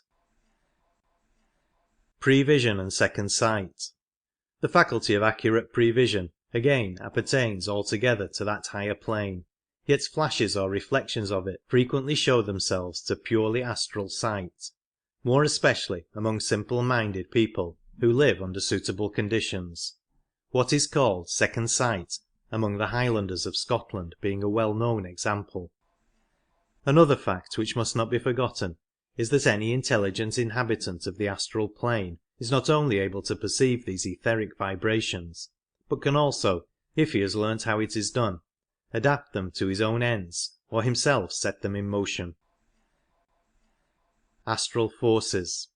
It will be readily understood that superphysical forces, and the methods of managing them, are not subjects about which much can be written for publication at present, though there is reason to suppose that it may not be very long before, at any rate, some applications of one or two of them come to be known to the world at large. But it may perhaps be possible, without transgressing the limits of the permissible, to give so much of an idea of them as shall be sufficient to show in outline how certain phenomena are performed. All who have much experience of spiritualistic seances at which physical results are produced must at one time or another have seen evidence of the employment of practically resistless force in, for example, the instantaneous movement of enormous weights, and so on. And if of a scientific turn of mind, they may perhaps have wondered whence this force was obtained and what was the leverage employed. As usual in connection with astral phenomena, there are several ways in which such work may have been done, but it will be great enough for the moment to hint at 4. Etheric currents. First, there are great etheric currents constantly sweeping over the surface of the earth in volume which makes their power as irresistible as that of the rising tide, and there are methods by which this stupendous force may be safely utilized, though unskilful attempts to control it would be fraught with frightful danger. Etheric pressure. Secondly, there is what can best be described as an etheric pressure somewhat corresponding to, though immensely greater than, the atmospheric pressure. In ordinary life we are as little conscious of one of these pressures as we are of the other, but nevertheless they both exist, and if science were able to exhaust the ether from a given space, as it can exhaust the air, the one could be proved as readily as the other. The difficulty of doing that lies in the fact that matter in the etheric condition freely interpenetrates matter in all states below it, so that there is as yet no means within the knowledge of our physicists by which any given body of ether can be isolated from the rest. Practical occultism, however, teaches how this can be done, and thus the tremendous force of etheric pressure can be brought into play. Latent energy. Thirdly, there is a vast store of potential energy which has become dormant in matter during the involution of the subtle into the gross, and by changing the condition of the matter some of this may be liberated and utilized, somewhat as latent energy in the form of heat may be liberated by a change in the condition of visible matter. Sympathetic vibration. Fourthly, many striking results, both great and small, may be produced by an extension of a principle which may be described as that of sympathetic vibration. Illustrations taken from the physical plane seem generally to misrepresent rather than elucidate astral phenomena, because they can never be more than partially applicable. But the recollection of two simple facts of ordinary life may help to make this important branch of our subject clearer, if we are careful not to push the analogy further than it will hold good. It is well known that if one of the wires of a harp be made to vibrate vigorously, its movement will call forth sympathetic vibrations in the corresponding strings of any number of harps placed round it, if they are tuned to exactly the same pitch. It is also well known that when a large body of soldiers crosses a suspension bridge, it is necessary for them to break step, since the perfect regularity of their ordinary march would set up a vibration in the bridge which would be intensified by every step they took,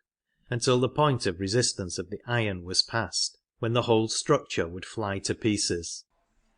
With these two analogies in our minds, never forgetting that they are only partial ones, it may seem more comprehensible that one who knows exactly at what rate to start his vibrations, knows, so to speak, the keynote of the class of matter he wishes to affect, should be able by sounding that keynote to call forth an immense number of sympathetic vibrations.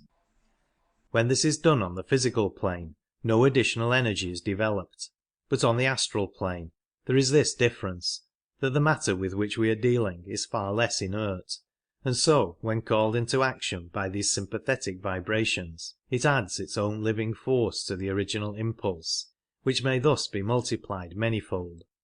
and then by further rhythmic repetition of the original impulse, as in the case of the soldiers marching over the bridge, the vibrations may be so intensified that the result is out of all apparent proportion to the cause. Indeed, it may be said that there is scarcely any limit to the conceivable achievements of this force in the hands of a great adept who fully comprehends its possibilities,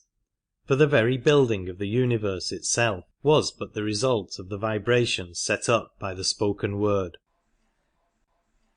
Mantras. The class of mantras or spells which produce their result not by controlling some elemental, but merely by the repetition of certain sounds, also depend for their efficacy upon this action of sympathetic vibration. Disintegration. The phenomenon of disintegration also may be brought about by the action of extremely rapid vibrations, which overcome the cohesion of the molecules of the object operated upon. A still higher rate of vibrations of a somewhat different type will separate these molecules into their constituent atoms. A body reduced by these means to the etheric condition can be moved by an astral current from one place to another with very great rapidity, and the moment that the force which has been exerted to put it into that condition is withdrawn, it will be forced by the etheric pressure to resume its original form. It is in this way that objects are sometimes brought almost instantaneously from great distances at spiritualistic seances, and it is obvious that when disintegrated they could be passed with perfect ease through any solid substance, such for example as the wall of a house or the side of a locked box, so that what is commonly called the passage of matter through matter is seen, when properly understood, to be as simple as the passage of water through a sieve or of a gas through a liquid in some chemical experiment. Since it is possible by an alteration of vibrations to change matter from the solid to the etheric condition, it will be comprehended that it is also possible to reverse the process and to bring etheric matter into the solid state. As the one process explains the phenomenon of disintegration, so does the other that of materialization, and just as in the former case a continued effort of will is necessary to prevent the object from resuming its original form, so in exactly the same way in the latter phenomenon a continued effort is necessary to prevent the materialized matter from relapsing into the etheric condition.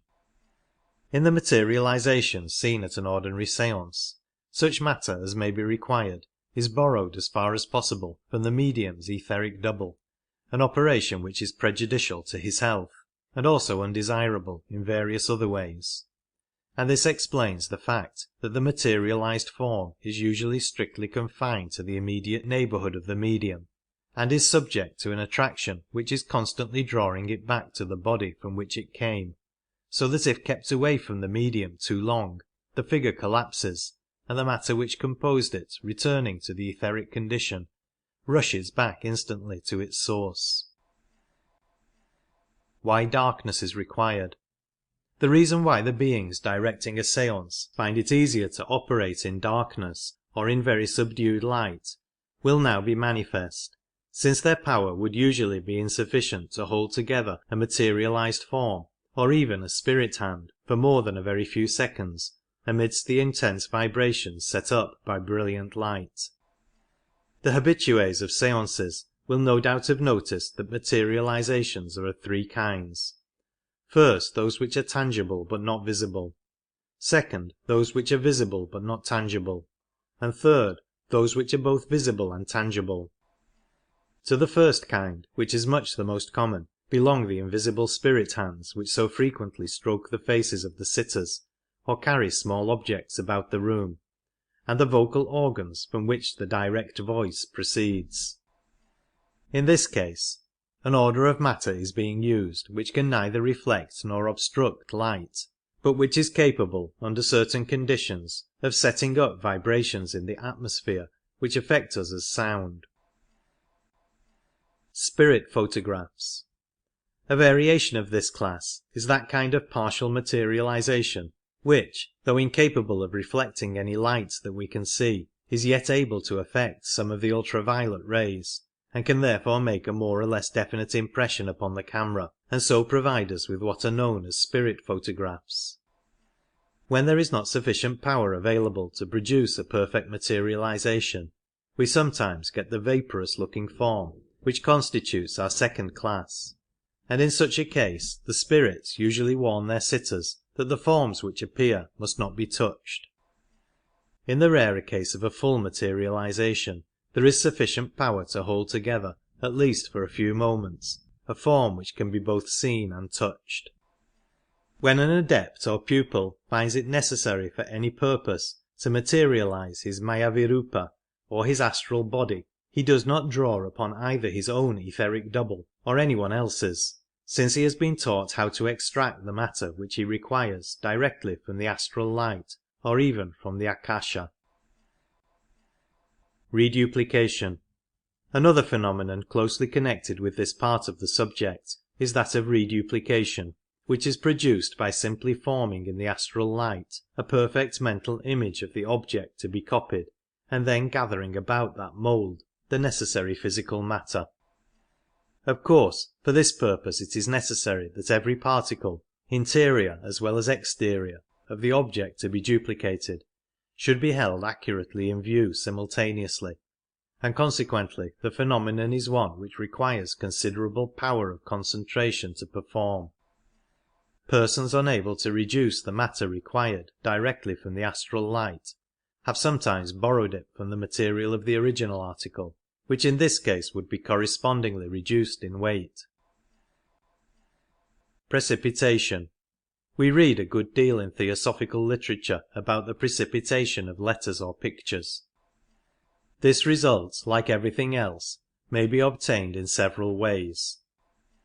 An adept wishing to communicate with someone might place a sheet of paper before him, form an image of the writing which he wished to appear upon it, and draw from the astral light the matter wherewith to objectify that image. Or if he preferred to do so, it would be equally easy for him to produce the same result upon a sheet of paper lying before his correspondent, whatever might be the distance between them. A third method, which, since it saves time, is much more frequently adopted, is to impress the whole substance of the letter on the mind of some pupil, and leave him to do the mechanical work of precipitation. That pupil would then take his sheet of paper, and imagining he saw the letter written thereon in his master's hand, would proceed to objectify the writing as before described.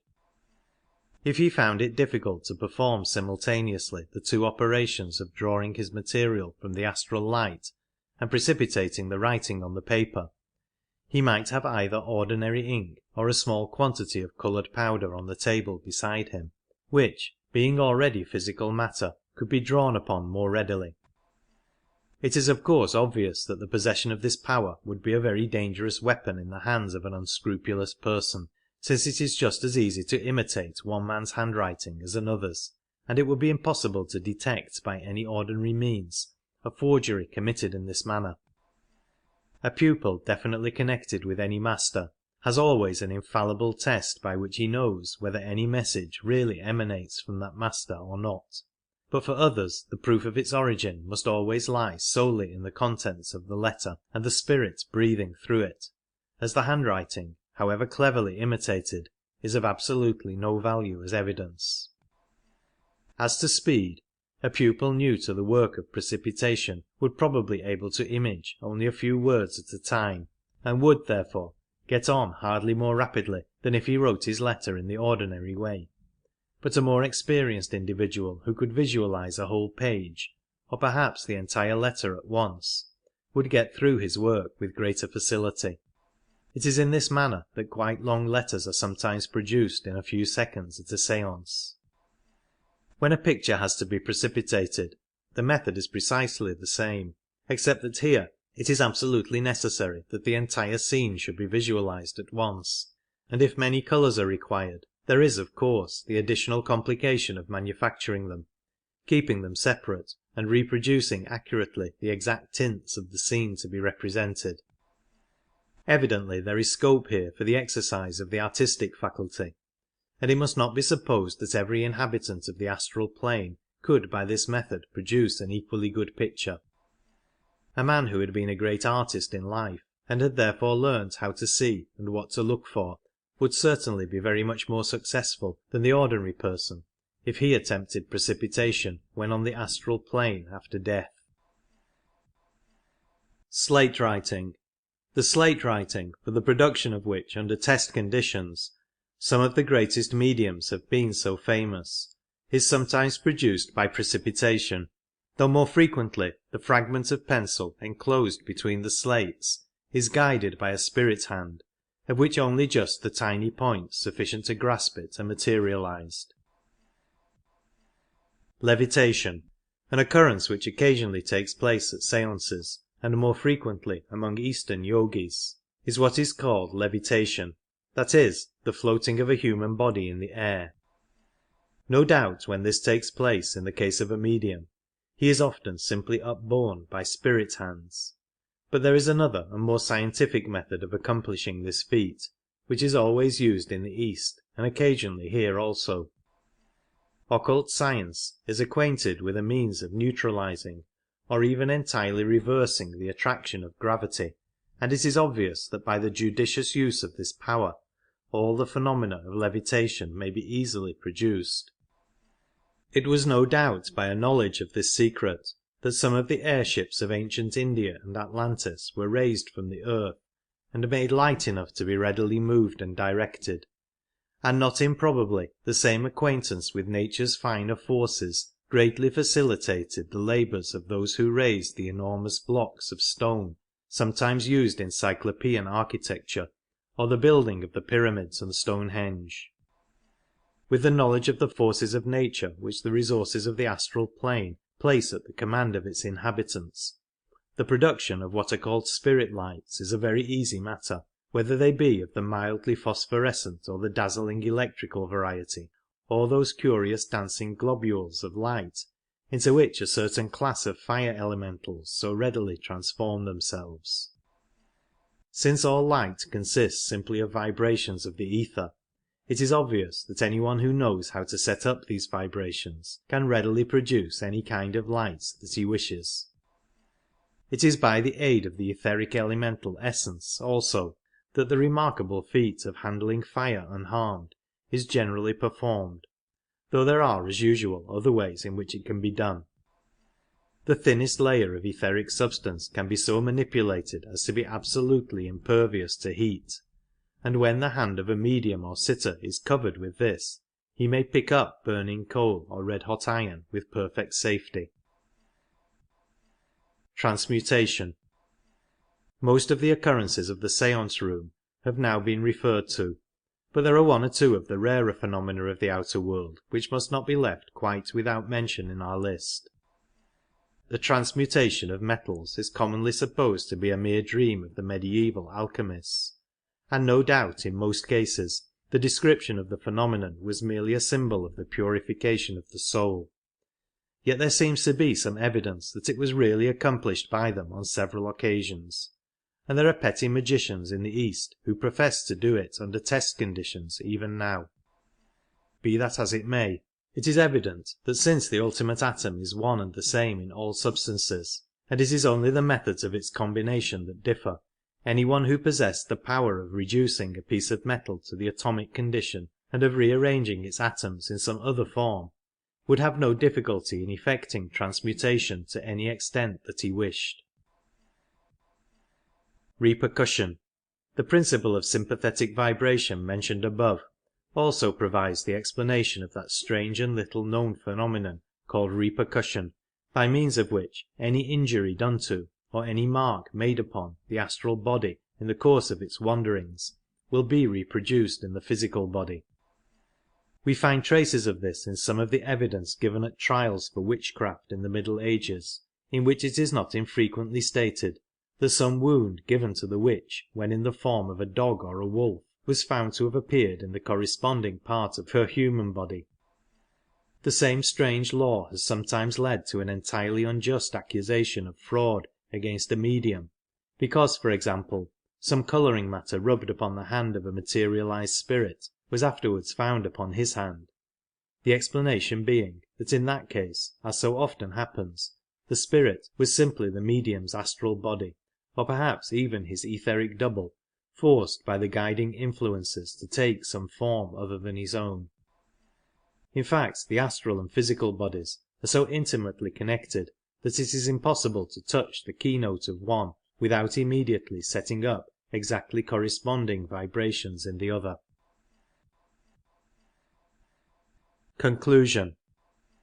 It is hoped that any reader who has been sufficiently interested to follow this treatise thus far may by this time have a general idea of the astral plane and its possibilities, such as will enable him to understand and fit into their proper places in its scheme any facts in connection with it which he may pick up in his reading.